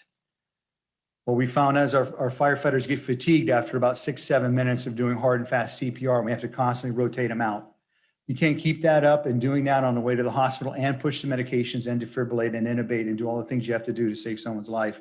So we purchased these CPR devices and they do the actual CPR for us. So we can push the medication, we can defibrillate, we can do all the things we need to do to save someone's life. Stair chairs, $3,500, not a big cost, but it's something you're going to need. You know, elevators go down all the time. You got to be able to get your patients down the stairwell. Patient cot, the stretcher in the back, doesn't come with rescue. You got to buy that. That's about $30,000. Ventilator is about $3,500. And guess what? All these things have an annual maintenance cost with it as well. There's an annual maintenance cost for the cardiac monitors, for the stretchers, the EPCR software and subscription. Just because you buy the software doesn't mean you get to keep it, and that's it. It's not a one-time cost. It's every year. It's a subscription you got to pay for every year. I think ours is 20-something thousand.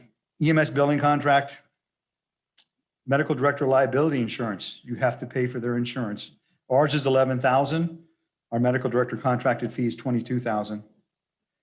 I actually looked at our budget and I added up just about everything that was an annual maintenance that was annually that we had to do. Came out to 136,000. And I know I didn't capture everything. I didn't capture our Operative IQ, which is our inventory asset management software. That's about another 25,000 a year. But you add that to the 33,000 for the medical director and the liability insurance. That's $169,000 annually that we take care of, that you guys don't have to worry about.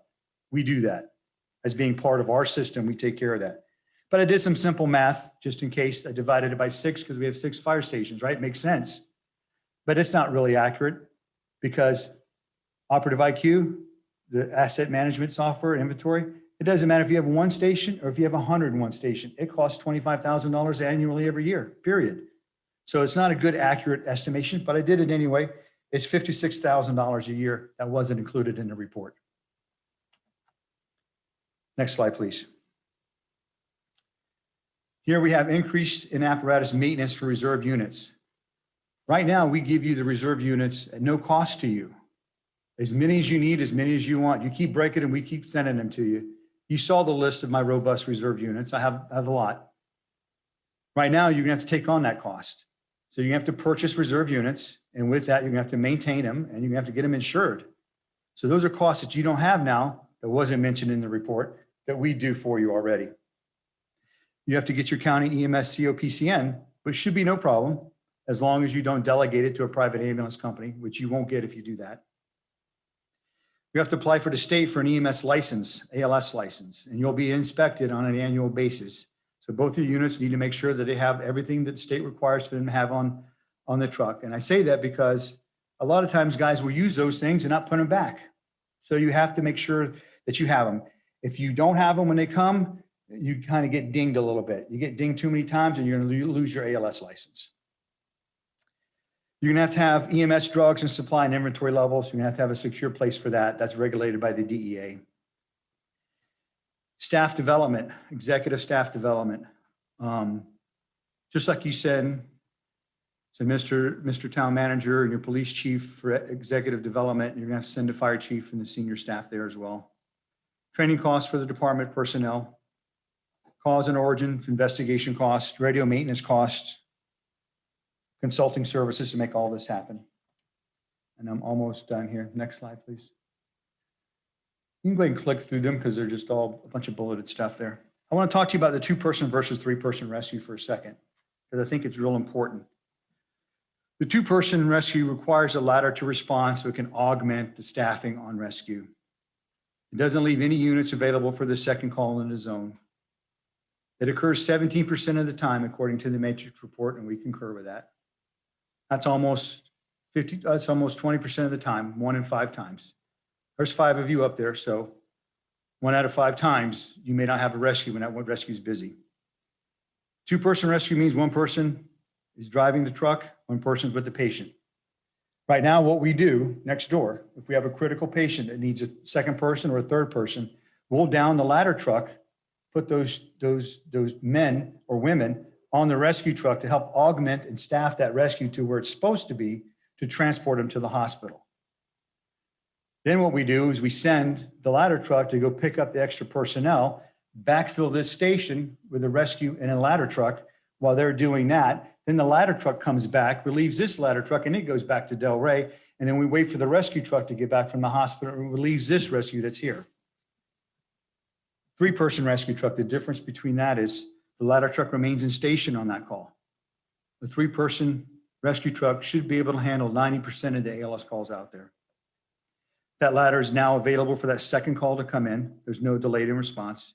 You have 2 paramedics with the patients, and you have one paramedic driving. And this is the standard of care in Palm Beach County. It's the standard of care in South Florida. Mr. Finn is right. A lot of places in the country only do 2 people on their rescues. But we have such a high standard of care here in South Florida. It's almost, to me, negligent that they have only 2 people on their units. So in closing, for Delray Beach Fire Rescue, there is no line separating Delray Beach and Highland Beach. And I strongly urge you, I actually beg you, do not create one. Doing so would be the detriment to your residents and at their expense. To leave your contract with Delray Beach and build your own department, you are essentially passing costs to your residents, asking them to pay more insurance premiums for a smaller department, fewer resources, less equipment, less training, and absolutely less experience. You are asking them to accept a lower standard of care and service. As fire chief of the residents of Highland Beach, that worries me greatly to the point it keeps me up at night. And I know that's a cliche, but it does keep me up at night, knowing that you're considering lowering the standard to the residents here in Highland Beach. I want Highland Beach residents to continue to receive the gold standard of medical care and fire service they are used to, and the excellent care they receive daily from Palm Beach or from Delray Beach Fire Rescue. We'll be happy to answer any questions you may have. First of all, thank you, Chief. That was excellent presentation, and very much appreciate your remarks. And we will consider them as we continue to look into our options and analyze them. I know, Peggy, you had a question that we tabled until Chief Tommy came to the microphone. So go right ahead. Yes, thank you. Had several. I wondered, Chief, thank you for addressing us today. The 6 patients you gave for sample billing, and we had requested many more, in fact, months and years, but we'll start with 6.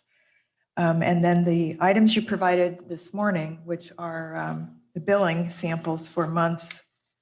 My questions are, what exactly is your training for how the firefighters, the paramedics handle the determination of the patients and then their transport to the hospital and the billing? And my second question is, if you could explain the uncollectibles and the, not only that, but the lost revenues from the ambulance transport in those 3 years you provided. Thank you. Sure. I'm going to answer part of it, and then I'm going to have Chief Bradford come up and answer the other part of it. We don't write our reports based on what Medicare tells us to write our reports on. We write our reports on the patient's signs and symptoms and how we treat them and what we treat them with. So to say that we know how to write reports in a certain way to get billing, that's not true at all, Commissioner. Not true at all. We treat the patient, we put it in our report how we treated them, and that's what's sent to billing. I can't take a BLS patient and magically turn it into an ALS patient and think we're going to get charged for that. We're going to get that ALS. Doesn't work that way. Doesn't work that way. I'm going to let Chief Bradford come up and explain the billing process to you and how it works. Thank you, Chief. Mr. Mayor, Commissioners, Mr. Manager, thank you for the opportunity to come up. My name is Jim Bradford. I am the EMS Chief, along with many other hats that I wear at the fire department. What I'd like to do is just kind of, it may help to kind of understand how EMS billing works and kind of who sets the guidelines for reimbursement. And Chief Tommy's absolutely correct.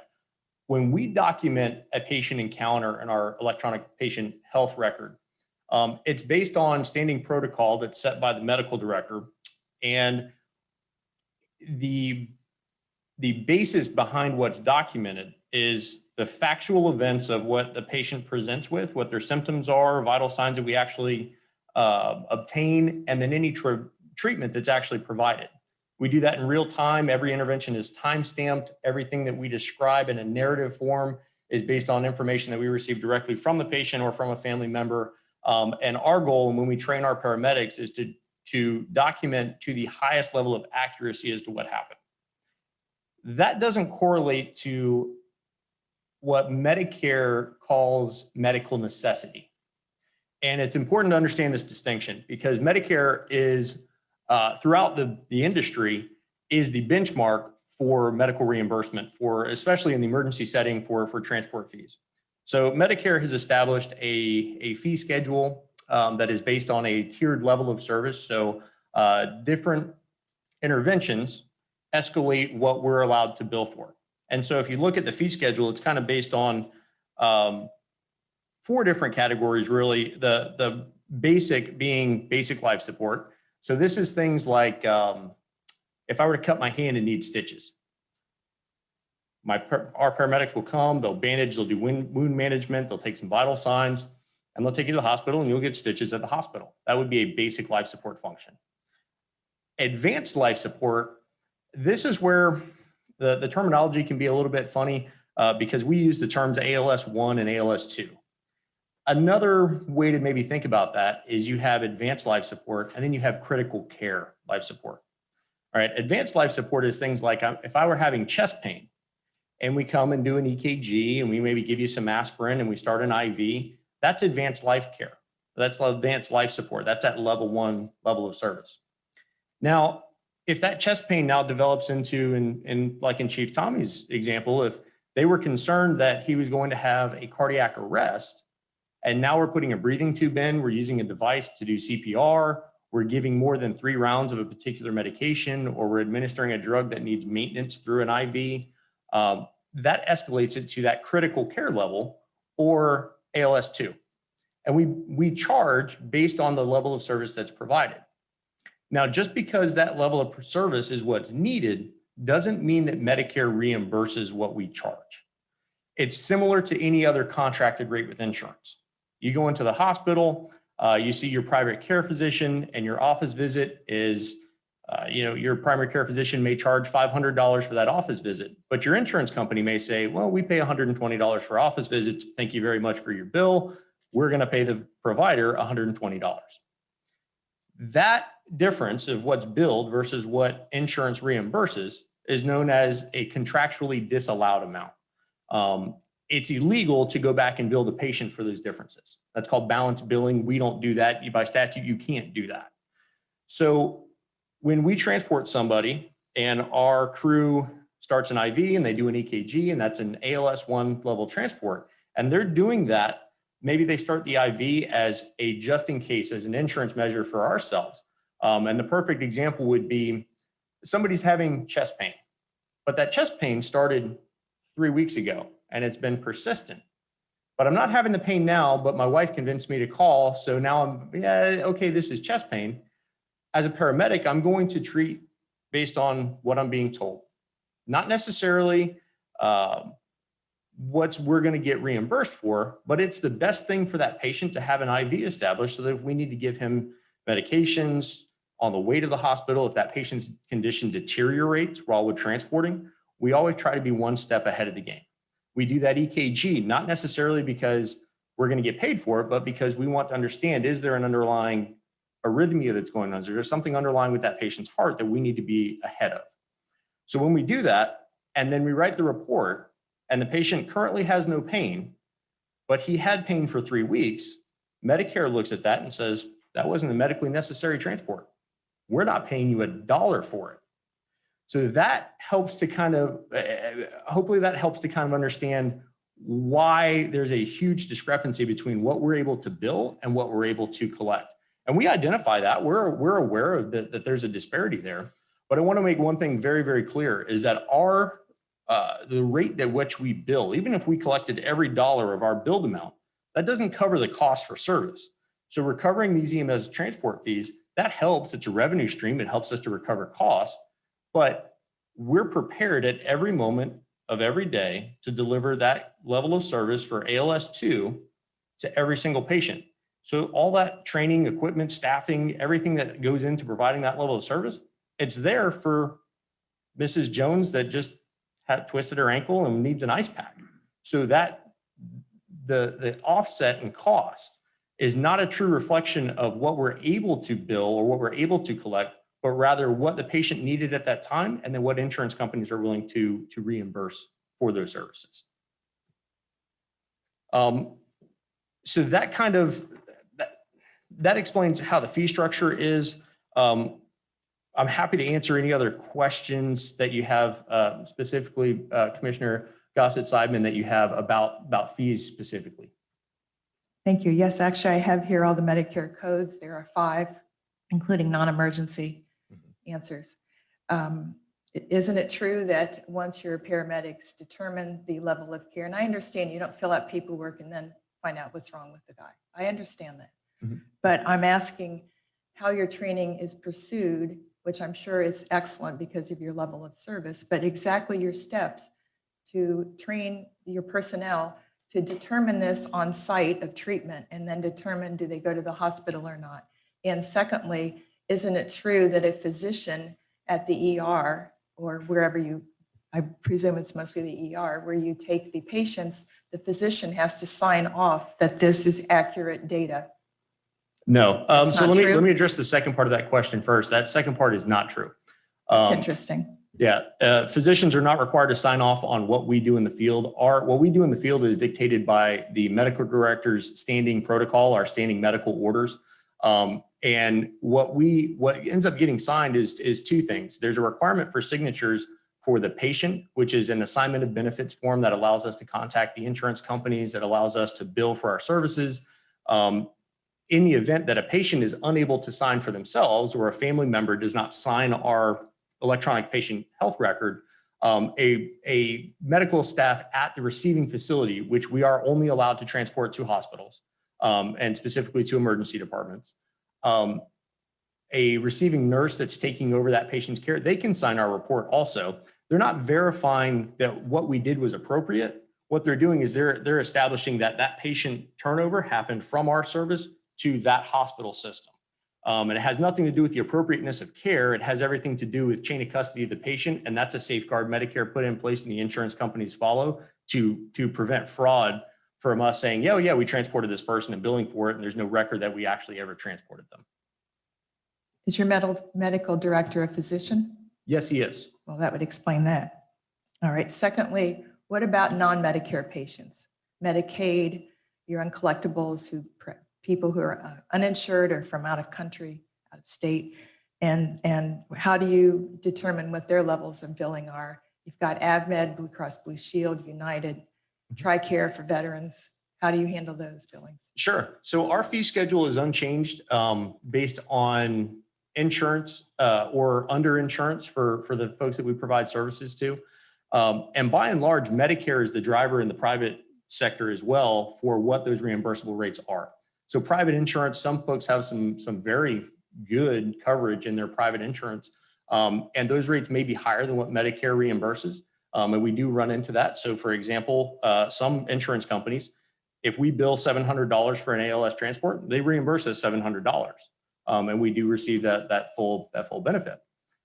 In other plans, and for folks that are underinsured, we have those that are just not insured at all, and they would fall into private pay. On the Medicaid side of the house specifically, Medicaid reimbursement is even lower than Medicare.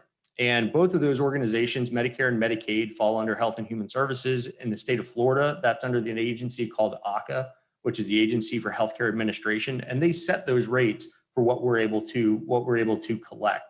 They set that contracted rate, but by and large, Medicare is the driver for the private insurance industry to set those collection rates. Thank you. I just don't understand why you have a 64% collection rate on some of these years. That's just not an industry standard when you check other towns, other municipalities. If you look at Clearwater, for example, county of Pinellas County, I think, they're billing $1,000 for a Medicare transport. There are some things that I understand are covered by certain insurances, such as if you transport in a wheelchair, if you transport in a stair chair. These are just not fees that we would absorb. These are fees that are covered by some insurances. Is that not right? So yes, that's partially correct. And the comparison to other districts, without looking specifically at what data that you're referring to, I would say that there are differences in municipalities on demographics, on insurable rates. I mean, there's a disparity across A1A of, the insurance on one side of the bridge versus the low income parts of town. And so in Clearwater, I couldn't speak to what their demographic makeup is. Some places have a contracted rate with their EMS provider where they pay a flat fee for their services. And that may be something that was negotiated in Clearwater. I couldn't speak to what Clearwater does, but I can tell you that as of October 1st of 2020, we've outsourced our billing, used to be housed within the finance department of the city of Delray Beach. We've outsourced with a third-party vendor in hopes to drive up some of our collections. I see. I just don't understand how you have that 64% collection rate. Well, in fairness, ma'am, 64% is also higher than other places. So you could look in comparison across the entire country. Some places are going to be more and some places are going to be less. Okay, it seems like a loss of possible revenue for Delray Beach, Highland Beach. It just seems like a great loss. Okay, he obviously Thank you. can't explain it. Right, I got it. Thank you. One more question.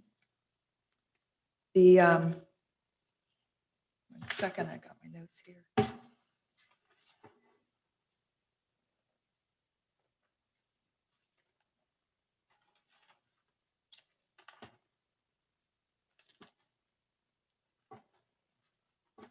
We can come back to you, Peg. Yep, one second. It's right here. There's an ABN form. Is that correct? An ABN, are you referring to the assignment of benefits Yes. notice? Yes. Mhm. How is that handled with you all? So that's signed electronically in our electronic patient health record. Our privacy notice, as well as the assignment of benefits form, that's viewable right from, we use a tablet type software. It's an Android tablet at the time of transport. Assuming that the patient's conscious, we inform them that this is the assignment of benefit form. This allows us to contract your insurance company for billing, and the patient signs that acknowledgement as well as our privacy notice. So you've got full electronic on that. 100% electronic, and Okay. that's required. Is that a state requirement now? So it's both state County? and national. There's Okay. two governing bodies for that. In the state of Florida, there's something called MSTARS, and that sets the standard for electronic patient health records. That's also something that if you plan on receiving Medicare funds, you have to have an electronic patient care record. Same with Medicaid. So we're fully compliant there. All of our EMS billing is handled electronically. At the national level, that's NEMSIS. NEMSIS 3.0 is the current standard that we operate under for EMS documentation. Okay, great. Thank you very much. All set, Peg? Okay, Yes, sir, for now. Yeah, Okay. thank you.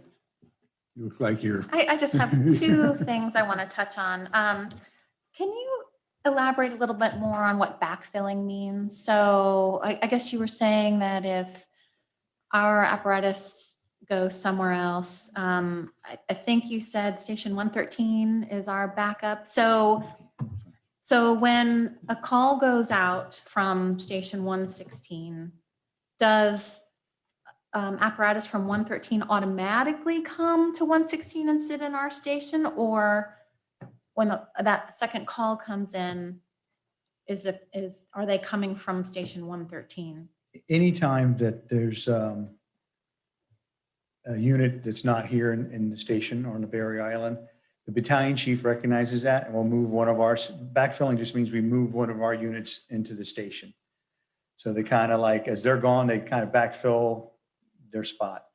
That's really important. I think, Greg, you can talk a little bit about that on our training. So a lot of times when you see that the unit is not here, that's because they're at training, but we backfill that. And I'm gonna let Greg talk to you about that. Good afternoon. That's a really important question. It's something we pay attention to regularly, maintaining coverage over here. Just because of the geographic location of where you're at, it's not like zone 3 where you're over the bridge and you can get help from both sides, right? Your help has to pretty much come from the Linton Boulevard or A1A corridor to get down here. So it's something that we're hyper aware of. And as time goes on, we're even more aware of making sure that we maintain that coverage level down here. Even to the point that we've got good communications between the captains and the battalion chief.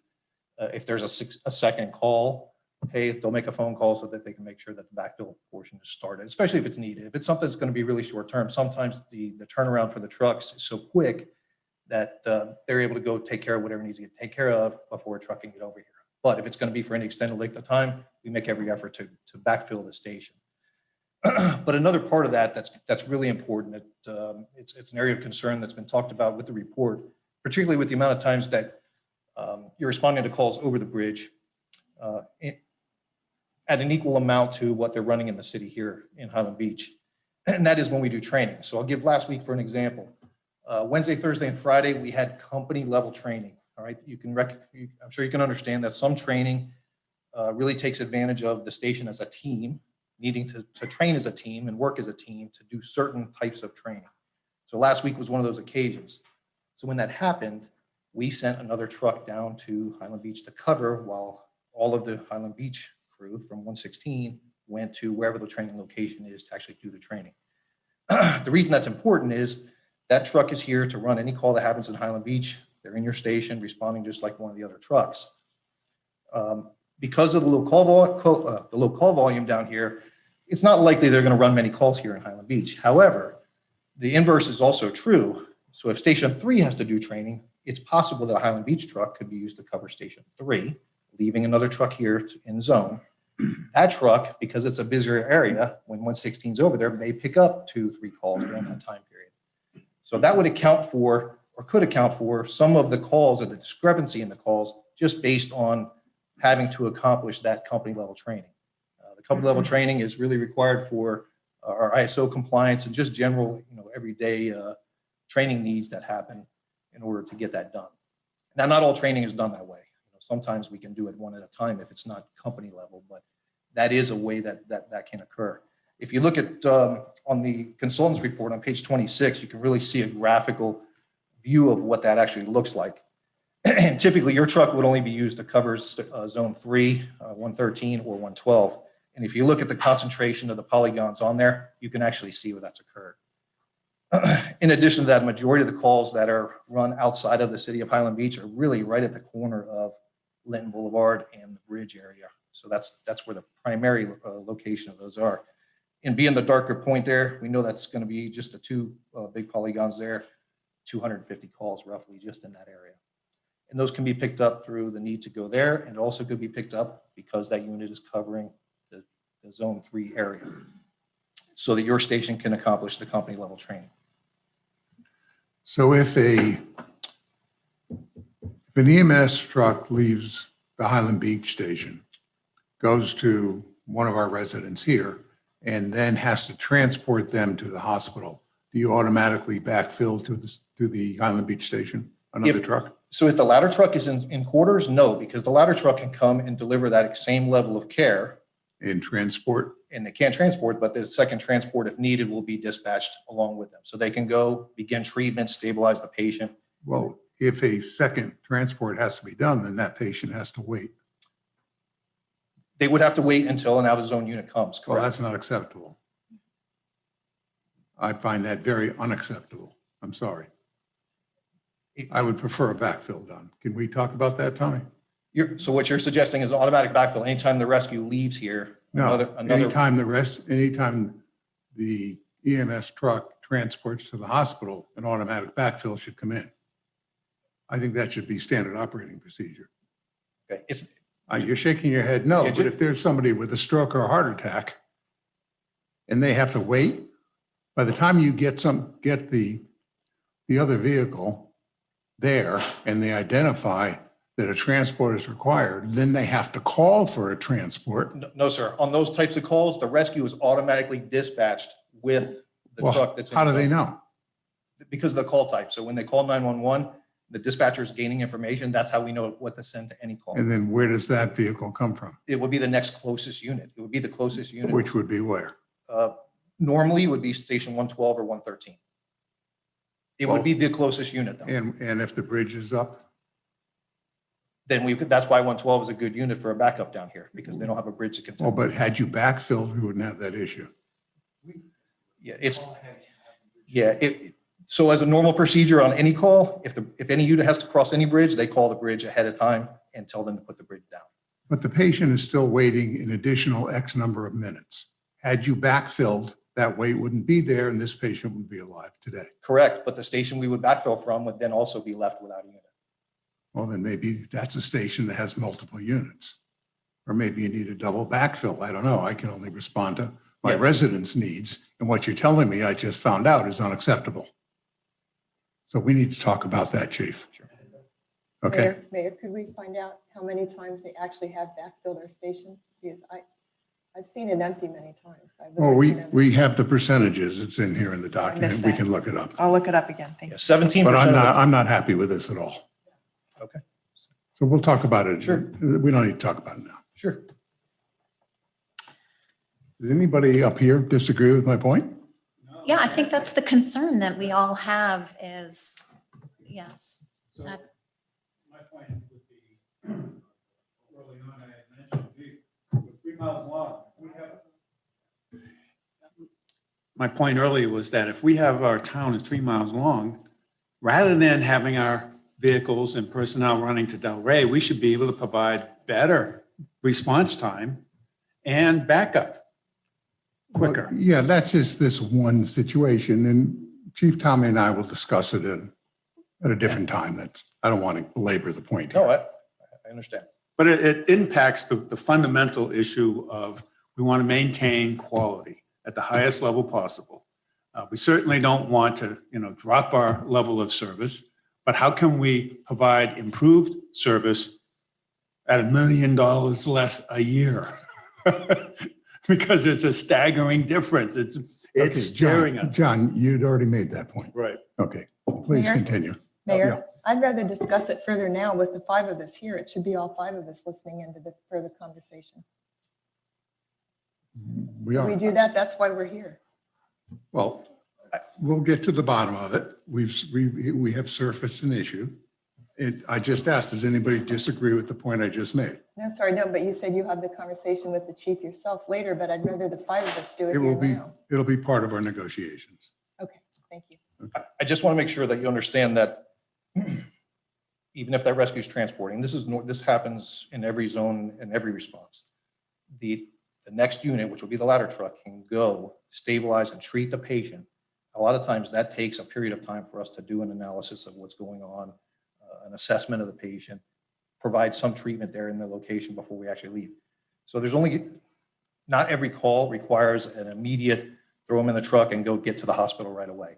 Some do, you're absolutely right, but not everyone does. That is the normal response that we have in every. Transport, and this happens in. Sorry. I understand. But not every call requires that. And I want to make sure that you understand that there's no diminished care that's actually happening. We're getting the care to the patient, starting to stabilize. There are certain things that have to happen before we can just throw them on the stretcher and go anyways. So, when that truck is coming from the next, it's going to be the closest truck, but when that's coming from the next zone, they're generally, when you compare that to a normal ALS type call, there generally is not much, if any, delay for the average call. Gotcha. So Anything yeah. else from anybody? I have a second topic sure. of my question. So can you help me understand? I'm stuck on this 18, versus 22 and a half versus, so my understanding is we currently pay for 22 and a half operational staff. And I guess now I'm a little confused. So can you help me reconcile the difference? Yes, ma'am. I certainly can. In the report, Mr. Fenn did talk about overtime. He did talk about vacation and Kelly days and sick time. However, what he's using a very low staffing factor. The staffing factor we use here for you is 4.5, meaning for every position on a truck, you need 4.5 firefighters to fill that position. That's why you have 4.5 captains, 4.5 drivers, and the rest are firefighters at 13, I believe. Correct. That's just a staffing factor. And the staffing factor is based on your historical data on your sick time, your vacation time, your Kelly days, FMLA time, workers' comp, being out for workers' comp, those kind of things. And that's how you establish your staffing factor. Ours happens to be 4.5. And what is the staffing factor underlying the 18? Is that- Three, I think it was Three? three. It would be 3? Okay. And he talks about only one person can be off, and he's correct about that, but that's only firefighters. Because I think he only has 3 captains, 3 drivers, so none of those could take off based on that model. None of them. Or you'd have to pay overtime. If a captain took off, you've got nobody to backfill that spot, so you'd have to pay overtime. Oh, so there would be no vacation time assumed in that. Well, is they that would what have, you have to give them vacation time. No, but yeah, Yeah, but I but mean, it's that not 18 that 18 operational staff model doesn't allow for. Not for the captain or driver level, no. Okay. Not that and- we can see. Okay, and then now, so I didn't, right now, we have that 2-person rescue EMS staff, right? So is that where, like, I think Del Rey is now coming back to us and saying no longer is it 22 and a half, it's now something higher, right?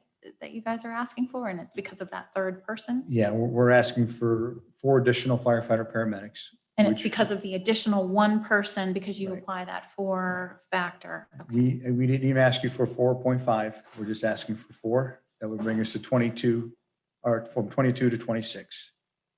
And that would put a 3rd person who would actually be an officer, would be a lieutenant, and that person would be the supervisor for that rescue truck.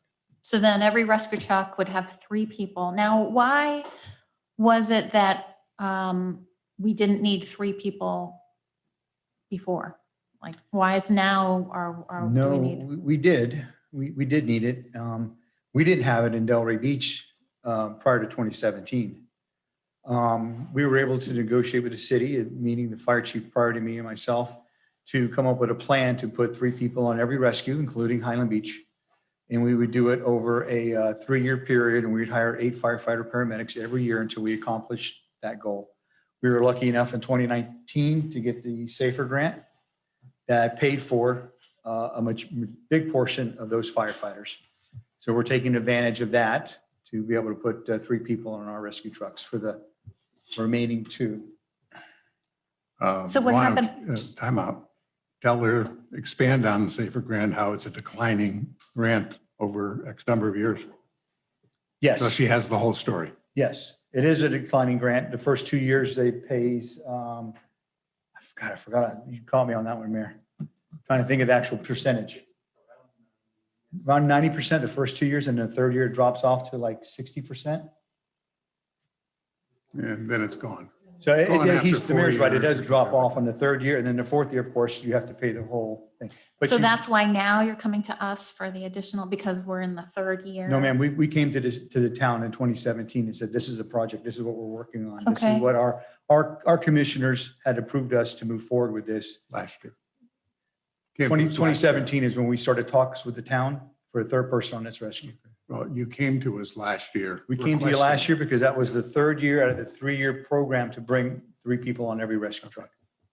But you've known for every year since 2017 that we were eventually going to put a 3rd person on Rescue 116. I was only on board last year. I know. Sorry. Okay, that helps. Okay. Thank you. That's it for me. Okay. Are we all set? I do have some questions. Go ahead. I just want to clarify. SOG, Special Operations, No. Standard Operating Guidelines, I see. And the SCBA bottles, what's that stand for, the acronym? Self-contained breathing apparatus.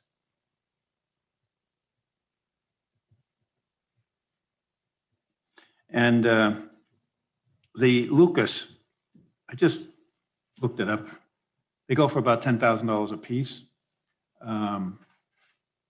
You were looking at 25, so I assume you were thinking you were going to get 2. No? You're shaking your head no. No, they're 25,000 a piece. That's what we pay for them. Really? I don't know what model you were looking at. I don't know what accessories came with it. I can't tell what you were looking at. Okay, I'm just, like I said, I just Googled it real quick and it comes up about 4 different suppliers at about 10 to 12,000 a piece. But it may not include all the accessories. Right. All right, but the point is, you're saying we really would want 3 because 2 and if 1 breaks down. No, you'd only need 1 Lucas device.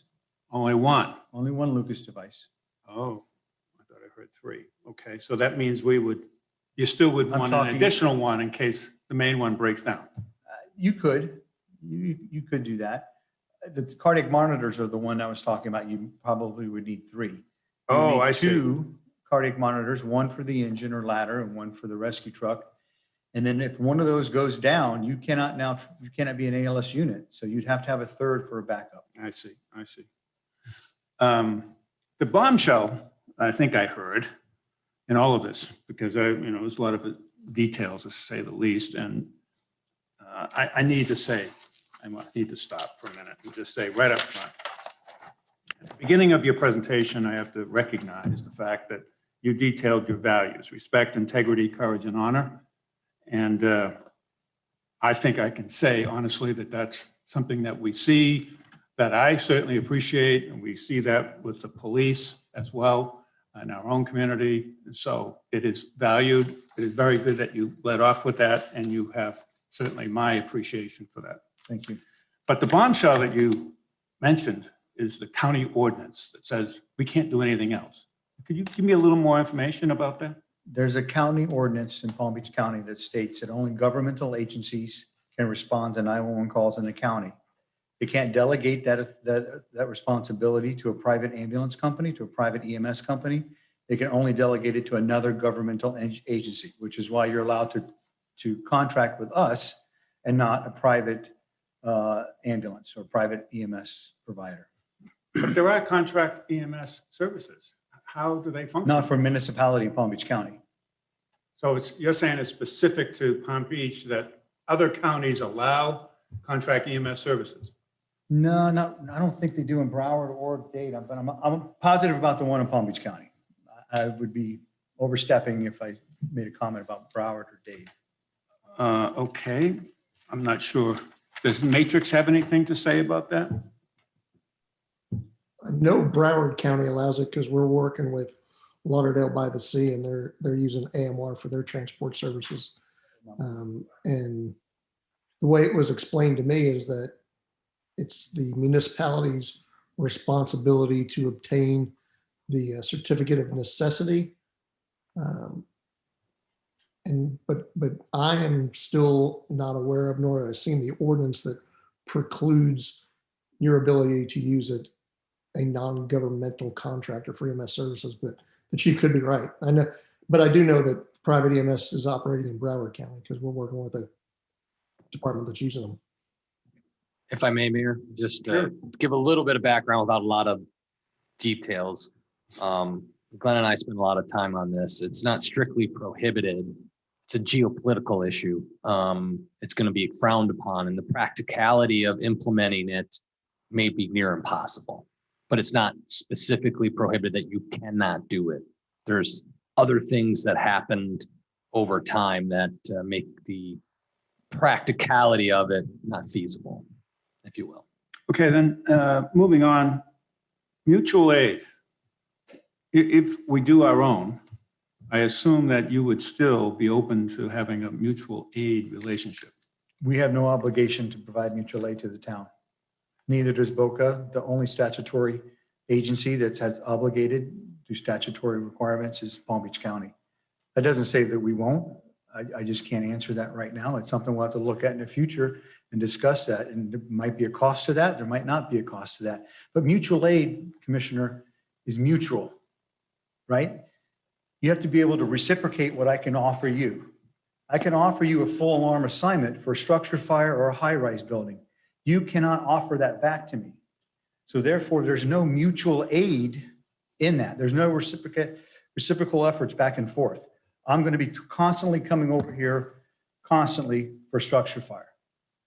Why is that different than anything that we're doing right now? Is because you're part of us. You're part of our system. Just like I wouldn't say that I'm not going to respond to 113 with 111 crews. Makes no sense. You're part of our system. So we're going to respond to a department that's in our system. But once you break away from us, I cannot guarantee you that we will provide mutual aid. And either, I can't speak for BOCA, but it's pretty much in all the mutual aid agreements that we sign that you have to be able to reciprocate. in order to have a Okay. mutual aid I agreement. understand reciprocation in your mind is that we reciprocate with like equipment and capabilities to Correct. Delray. Correct. The last question I have is, in this display, the spreadsheet, it was assumed, and correct me if I'm wrong, Matrix, that the increases would be about 5% per year. Is that realistic? I would say that's average. That would be about average. The step plan, the contract they just received right now, there's no COLAs attached to the step plan for the next 2 years.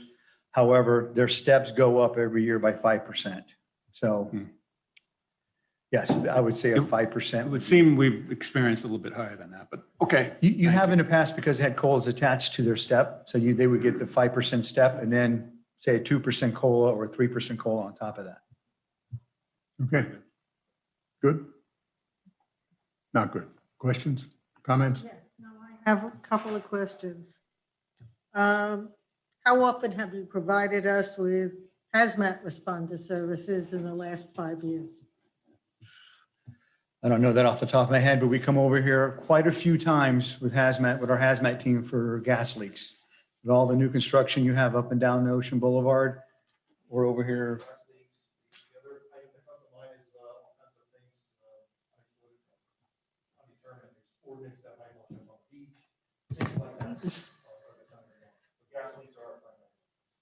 Okay, because there was something in the contract, which I did look at earlier and I can't find it exactly, but it basically said that you will come for a hazmat call, but as far as cleanup or doing anything else, we're on our own. That's in the contract. I don't think it says you're on your It own. absolutely says that we are on our own. Basically, what happens with a hazardous materials incident like that is that we come and mitigate it, which means we stop it from being hazardous, whether it's a spill, whatever it might be. The cleanup part, okay, yes, you guys coordinate that, but you don't pay for that. You hire a hazmat cleanup company that comes in, and the person who created that spill or that hazmat leak or whatever pays that company. Does that make Okay. sense? So Yes. yeah, you're stuck with it, but you're stuck with it only to hire somebody to make them pay for it, to clean it Okay. up. How often do you come with heavy rescue and extraction? Anytime there's an accident here, we have the special ops truck rolls for extrication equipment. But how often has it been needed? I think the consultant's report had 11 vehicle accidents reported. 11 in the, Frequent, but it does happen. I mean, but because there's a difference between having it show up and having it be needed. Is Not it- every accident. It's on the engine or is it on the ladder? we have extrication equipment on every engine, every ladder, and we have the heavy extrication equipment, the bags, the lifts, the struts, all that kind of stuff on the special ops unit. How about dive rescue? How often is that necessary? We've been in, let's just talk about open water incidents. We do a lot of open water incidents here on the island. I can't, again, I don't have the stats in front of me. Unless you guys know off the top of your head. I don't recall any in Highland Beach. In Highland Beach? Yes, we pulled somebody out of the intercoastal waterway on this park over here not too long ago. Ah, Again, it's not super frequent, but it does happen from time to time, both in the ocean and also in the intercoastal. There is a lot of boat traffic down here. As you know, it's not in the wake zone, so things are moving quickly. great. Well done then. Mhm. How about cruise missiles that might wash ashore? I've put in for that, but I haven't been, no. That only happens up north, right? Yes. Ocean Ridge or something. Yeah, water. We've, to answer your question maybe a little bit better, Commissioner, we have enough open water rescues that we're going to be looking for a fireboat here in the future, within the next 5 to 10 years. That's how many we're having, not only in Hyman Beach, but also in Delray Beach. For the intercoastal or for the ocean? For both. For both. For mostly intercoastal, but we'll also be able to take it offshore. Gotcha. Doug? Why wouldn't the Coast Guard be responsible offshore? They are, but it takes them forever to get here. We can get there a lot quicker. Got it. Okay. Thank you. Good. Mayor? Good. You got I'm one? just wondering where the open water rescue is. You said it was by a park. Because we don't have a Yeah. park. There was, Maybe that was Boca Raton. no, we don't go to Boca Raton. Well, we don't have a park. I think it's a parking area is what I'm thinking. Yeah, across from the sands. Oh, believe I it was see. Across from the sands in that The area. parking lot. Yes. I see. Thank you. The other frequent, just so you're aware, the other frequent call we have that's water related is vessels leaking fuel. And as you know, some of the vessels down Sure. here can have 1,000+ gallons. Yeah, we get fuel leaks a lot. Yes, sir. And I believe it's in our stats, Mayor, but I believe there were 2 hazmat calls in the last 3 years. Correct. I It's would in our refer you all stats, to page right, Marshall? 16. It's all in there. All these Page calls are in 16. here. Okay, well, One last thing. I mean, I know we Sure. talk about, well, we've only had 2 hazmat calls last year. How We're good. many extrication calls do we have? You know, I only have 8 people per floor on my high-rise building and only 4 floors or 5 floors are evacuated, or how many fires do we really have? Does everybody here have car insurance on their car? Everybody has it? Why do you have it? Just in case somebody hits you or in case you wreck? the Do you law. have fire insurance for your home or your condo? Of course you do. You hope you never use it, but it's there in case you do. I'm with you. So that's why we're Absolutely. here. Yep. We're not in business to make money. If we're in business, we'd be out of business. I can tell you that right now. Yep. We're an insurance policy is all we are. Absolutely, and a darn good one. Okay, we definitely thank you all for coming here and spending time with us. My goodness, it's 4:00 already. Sorry it took so long, but it was a very, very worthwhile time spent with us. We very much appreciate it and appreciate the input that you gave us on things that we have to concern ourselves with if we end up going in that direction. Very, very helpful, very useful. Thank you. Let's move on now. It appears to me that after going through all of this, that we're really looking at 3 different possible directions, 3 different strategies. The first, in my opinion, would be to stay right where we are, but it's a financial issue, plain and simple. I personally would not like to have our own fire department, our own fire rescue, mostly for all the reasons that Chief Tommy went through. All the backup is there, all the experience is there, all the knowledge is there. I believe there are some things that need to be addressed, but they're minor compared to all the benefits that we get. But it's a money issue. It's a significant money issue. So I believe that we need to talk with Delray about the existing contract and see if there aren't things that can be done to make some adjustments in it that might benefit both parties and would end up resulting in a significant reduction in the costs. So that's one strategy. The other 2 approaches are doing things on our own, walking away from Delray. Both would end up being under Chief Hartman, as has been described as the organization that's basically an organization that is cross-training. I love the cross-training idea. I think we all see the benefits to it. It provides personnel backup. It's motivational for the people that are involved. Chief Hartman's greatest strength, oh, he's sitting right here. Hi, Chief. Okay. Some of his greatest demonstrated strengths are his organization abilities and his administrative skills. He continues to demonstrate that virtually every day here.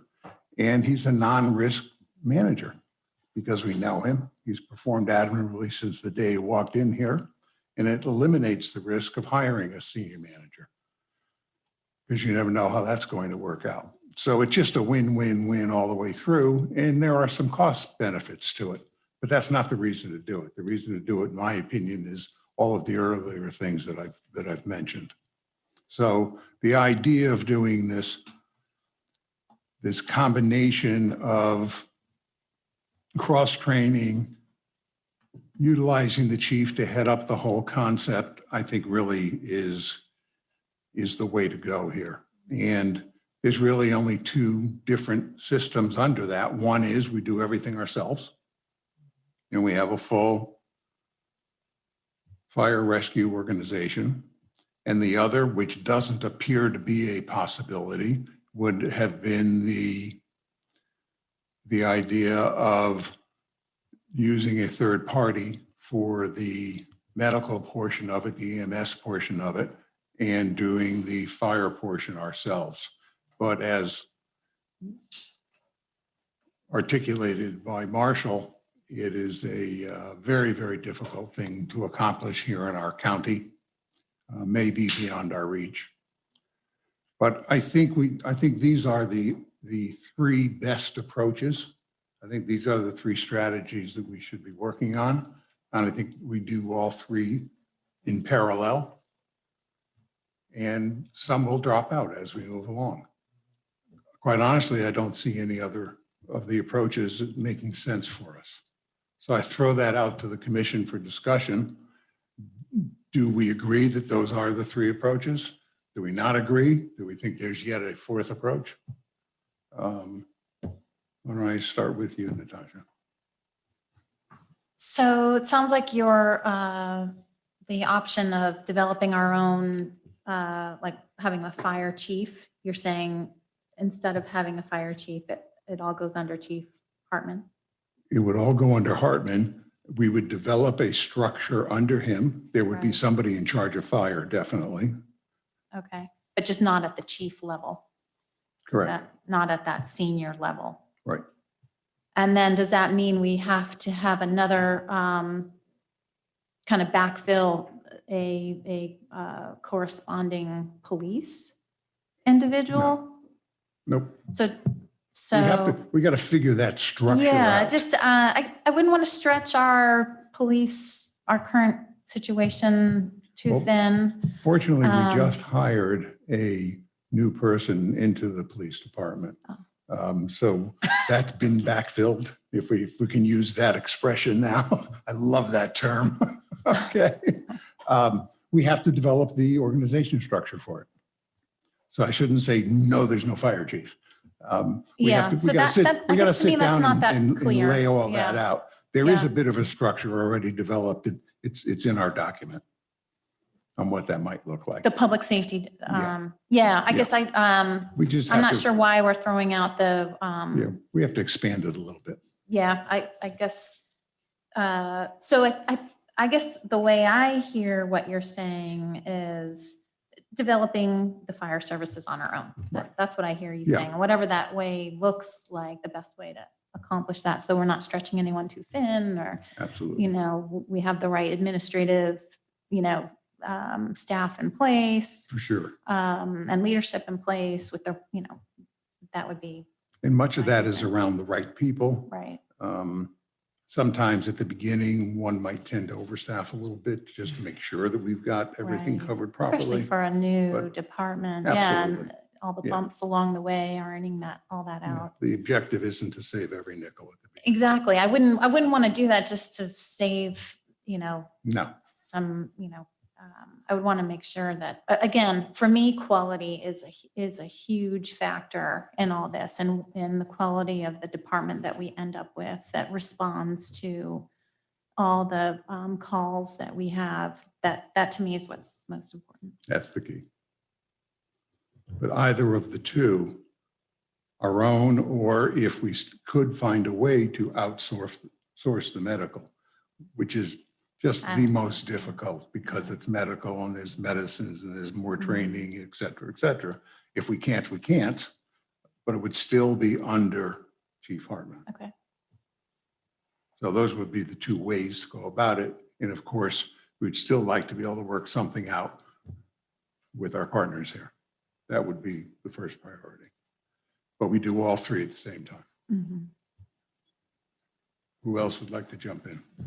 Okay, Well, I agree, Mayor. I would like to look at all options and continue to do so. I did check the medical transport in the county, and there are 15 companies primarily, I believe, I'm not an expert here, but I believe a lot of them are contracted with private nursing homes and rehab facilities to transport to hospitals because they don't always call a governmental EMS. But they are licensed in the county. Primarily, there's a lot in the north end for some reason, Gardens and so forth. I did have one funny question for the chief, if I could ask him. There was a truck which appeared in our station last week while our ladder truck was out. I guess I just talked too quietly. So sorry. I'll try to talk up. Was that our old truck, sir, that we used to have? We used to have a ladder truck, and we were our previous commission. None of the 5 of us were on, but it was. It was the one after the original ladder truck that you bought. The original ladder truck that was purchased in 1995. Yes. Was no longer serviceable, no longer to remain in service. It is the one that we put down here for that period of time between that one being gone and the one that's in there now being purchased. So our old one is still in use and it's usable? No, it's not your old one. Your old one. It's not our old one. Okay. It looked like our old one. It was here for a length of time. Yes, sir. But it wasn't your old truck. Got it. I just curious about that. I had a couple of questions. Okay. Can we Thank you. stay on So this going now? back, yeah, I just needed to know. So I do believe that the 3 options are viable. I think that what Matrix has said and Marshall's research shows that the private companies might be more tricky and not to our advantage to go that route. So I'm fine with looking at the 3. I have utmost confidence in Chief Hartman. If he were to jump in at a different level of service to the town. My biggest goal with whatever we do with staying with our good friends in Delray or going alone would be the service to our residents, because I believe every resident deserves to have a medical transport in their driveway as soon as possible with the utmost professional care. We have that now. It just seems a bit complicated that we're part of a 6-station program. It seems like there are some bumps in the road that should have been worked out a long time ago. I don't know why they worked out. I don't think we have anyone here. Oh, maybe Attorney Torcibia could answer if we have any questions. But I think that the fact that we were not reimbursed for our medical transport fees, it just baffles me. I do not know Stay why. on this, please. So I would be looking at all 3 options, and I'm asking in the meantime for more patient records and more data on the ambulance transports. And I appreciate your time. Thank you, guys. Okay. Evelyn? Just one thing towards Natasha's point. I wouldn't get too hung up on titles as opposed to job descriptions. It doesn't matter what you call somebody, it matters what the job they're doing. So. Good point. Are you okay with these 3 options? I am, though, in my mind, it really is 2 options, but. Well, I just don't want to give up on the 3rd. Oh. So I think we need to work all 3 at the same time. Eventually, that one might fall off in 2 or 3 weeks. Don't know, but I think we work it until we know that it can or cannot be done. Yes, I agree that we need to do that, but I think we also perhaps need to look a little further out time-wise, because anything that if we go off on our own, for sure, the startup costs are going to be very high. No question about it. And so we need to make sure that going forward, if we're looking for a cost savings, there will actually be a cost savings. Touche. John? So I actually agree with Commissioner David. Chief versus lieutenant, it's the skill level that's most important. So that's not an issue. The issue I have, honestly, is with option 1. I honestly don't see how they can make such a concession on over $1 million a year. So I look at excess coverage, fire and EMS. You know, you use the expression, Chief Tommy, insurance. Well, we're overinsured, in my opinion. That might be reckless. That might not be, it may not be prudent to be so overinsured, given the size of our town and our capabilities, especially going forward. The other point is contract administration has been, I'll be polite and say questionable. We can't trust it. It's not reliable. We've been overpaying, and it seems we have to fight every year to get back our rebates and so forth.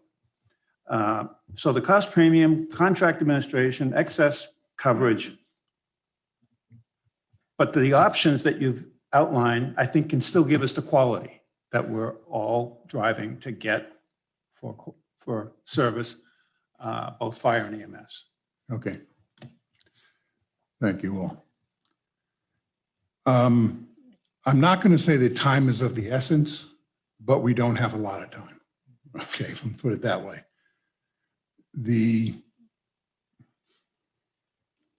There's a lot of work that has to be done. And I know we're not a corporate entity here. This is not a business. We're a municipality. So forgive me for what I'm about to do. Okay, but please entertain this as just an effort to try to get this thing moving and tap into everybody's abilities. So, Evelyn, would you please take an assignment? Okay. Would you work with Glenn, go through the contract, and see if you can't identify areas in the contract where perhaps our partners didn't live up to areas in the contract that they should have? That will help in a number of ways. One, there may be areas that they're not doing that we need them to do.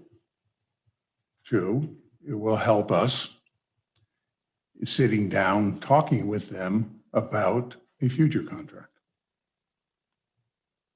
Peggy, you have been working already on these medical charges on Yes, sir. the transport. So you're already deep into that. Please continue. Okay. Would you add to it, though, a little bit more? Can you compare these charges and collections to a couple of other cities? Just so we can see during the discussion, we're at 60-something%. Don't know if that's good or bad. Sure. So if we can look at just a couple of other cities, and if everybody's around 85%, then we know that's bad. Yes, sir, I will. So at least we get a little bit of In-state comparison there. comparable- Sir, in-state comparable to ours. Yeah, it doesn't even have to be. I'll do a couple. All we need I'll is do a 2 or couple in 3. state, one That's out of all, so state. we can get a little bead on it. Also, the remittance to Highland Beach last year was very low. It's $30-something thousand. The previous 2 years, it was $70,000, $80,000. Something's wrong there. Yeah. Natasha, if you can look into the contract and take a look also at some of the payments that we have received versus the contract, and work with Marshall, because it appears as though from the report that we got from Robert that we have been billed incorrectly in a number of areas. Try to quantify it. And a lot of it is going to be just guesswork. So don't try to get down to the nickels and dimes. And obviously guess for us, because we're going to ask them to prove it. One perfect example is what we just talked about here with Peggy. How could it possibly drop from 70 and 80 down to 30 something? So Peggy is going to look into that one, but we believe that instead of paying us or charging us in line, that they may perhaps have been charging us actual salaries. Now, that might produce a great deal of money. And if that's been occurring over the last 5 years, there may be a lot of money there. Also, if you take a look at the first 2 years, the true up was to the penny of the estimate. Not possible. Now, It could be that we owed them money. Don't know. So I'm not asking you to go through and do a true up, but it's something's not right here. Now, a couple of things can come from that. One, maybe there is money that they owe us, which would be nice. It'd be great to find money. But if there is a reasonable amount of money, that's going to help when we sit down and talk about a future contract. Because whatever we're trying to reduce the amount that we pay by, it'll automatically be reduced by what you're finding. So if you found $300,000, well, right away, we're going in $300,000 less. So there could be a double win there. Okay. John, you've already touched on it. Would you work with Robert and develop a series of bullets on what a new contract, what point should be in a new contract? Obviously, that aren't in the existing one. What I will do is I'll work with Marshall and with Matt on the architecture of what each of these three strategies will be, what the cost will be, what the budgeting will be for our two strategies of us doing it ourselves. And we'll work up per charts on each of the three. So we can see what the timing looks like on getting all this done and what the critical path is on it. Okay? And when is our next meeting? That would be April April 6th. 6th. April 6th. We started at 1. We have the closed session before our executive session, or whatever you call it. Do we think we can get all this done by April 6th, each of us? Our assignments? All right, let's put it on. Let's put April 6th on the agenda for further discussion. But if we would each give our stuff to Marshall. Mayor, Yeah. Can I add to my job? It would be an easy one. I have an in-law who is in charge of all the ambulance repairs in the west side of the state. I can give him a call and find out some basics on this maintenance and repairs that we've been talking about that we will need in going forward. Be very helpful. Okay, thank you. And Chief Hartman, you're not going to get away without an assignment. Would you touch base with both the two fire departments that we were talking about the other day and get the data that we had reviewed? Thank you. Suggestion? Yeah. Is there any assignment for legal in all of this? Well, legal is working with Evelyn. And we have a series of questions for legal already. Okay. Okay. Now, again, give all your findings to Marshall. He'll circulate it to us. Okay? Anything else from anybody?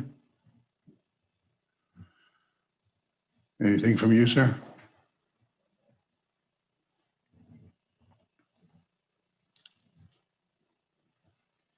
Just briefly, Marshall and the chiefs already mentioned this certificate of public need and necessity, CPCN, which is, I know, a foreign term, and we'll be doing more of a report on that. Just from a timeline standpoint, every 6 years, the county opens that process up for people to get that certificate. You can't operate an ambulance company, a fire department without receiving that. So our window for us to establish a municipal fire department is next August of 2022. You have to have an application in by then. So they granted January 1 of 2023. If not, it's another 6-year process. So our timing is good. By the time you get all this groundwork done, get people hired to complete this application, that's going to be a timeline. Thank you. Can I ask a follow-up, Glenn? They don't open that process in between those timelines? Not normally. There's actually 2 timelines. One is for the private ambulance companies, which we talked about. That process was supposed to have expired December 31st. That just passed. Because of COVID, they extended it to June 30th. So any private ambulance company that wants to operate in Palm Beach County has a window of April 1st till April 8th of this year to submit their application. So essentially, if a private ambulance company doesn't put in now to be a municipal fire rescue provider, that window's closed for 6 years. And as Marshall said, it may not be technically illegal under the county's code, but it's very difficult for a private ambulance company to get into this business. When I spoke to the EMS people at the county, in the last 20 years, nobody's even applied. So that's not likely. And then the other option, excuse me, I do have a client that you can try to amend that ordinance. So the healthcare district operates a hospital in Belle Glade, and they wanted the ability to transport. And generally speaking, public agencies like a hospital, like a municipality, a public hospital, there's only one in Palm Beach County, cannot transport from facility to facility, that BLS, basic life support. So they had a hard time getting private ambulance AMR to get out to the Glades to transport people to the coast on non-emergent situations. Emergency is different. So we just actually processed, and the county commissioners voted on an ordinance amendment allowing them to be a BLS provider, transport from facility to facility. So there's always another way, but that's a very difficult way. That took us almost a year to accomplish for a hospital to transport. Okay. Final comments? I'll just run through. My guess is we've covered much of it. John, any final comments? Nope, I'm good. Okay. You're good. Peg? You're good. I want to thank you for coming, Chief, and both of you as well, and for sitting through the long meeting. Again, I'm being redundant. I very much thank you for your input.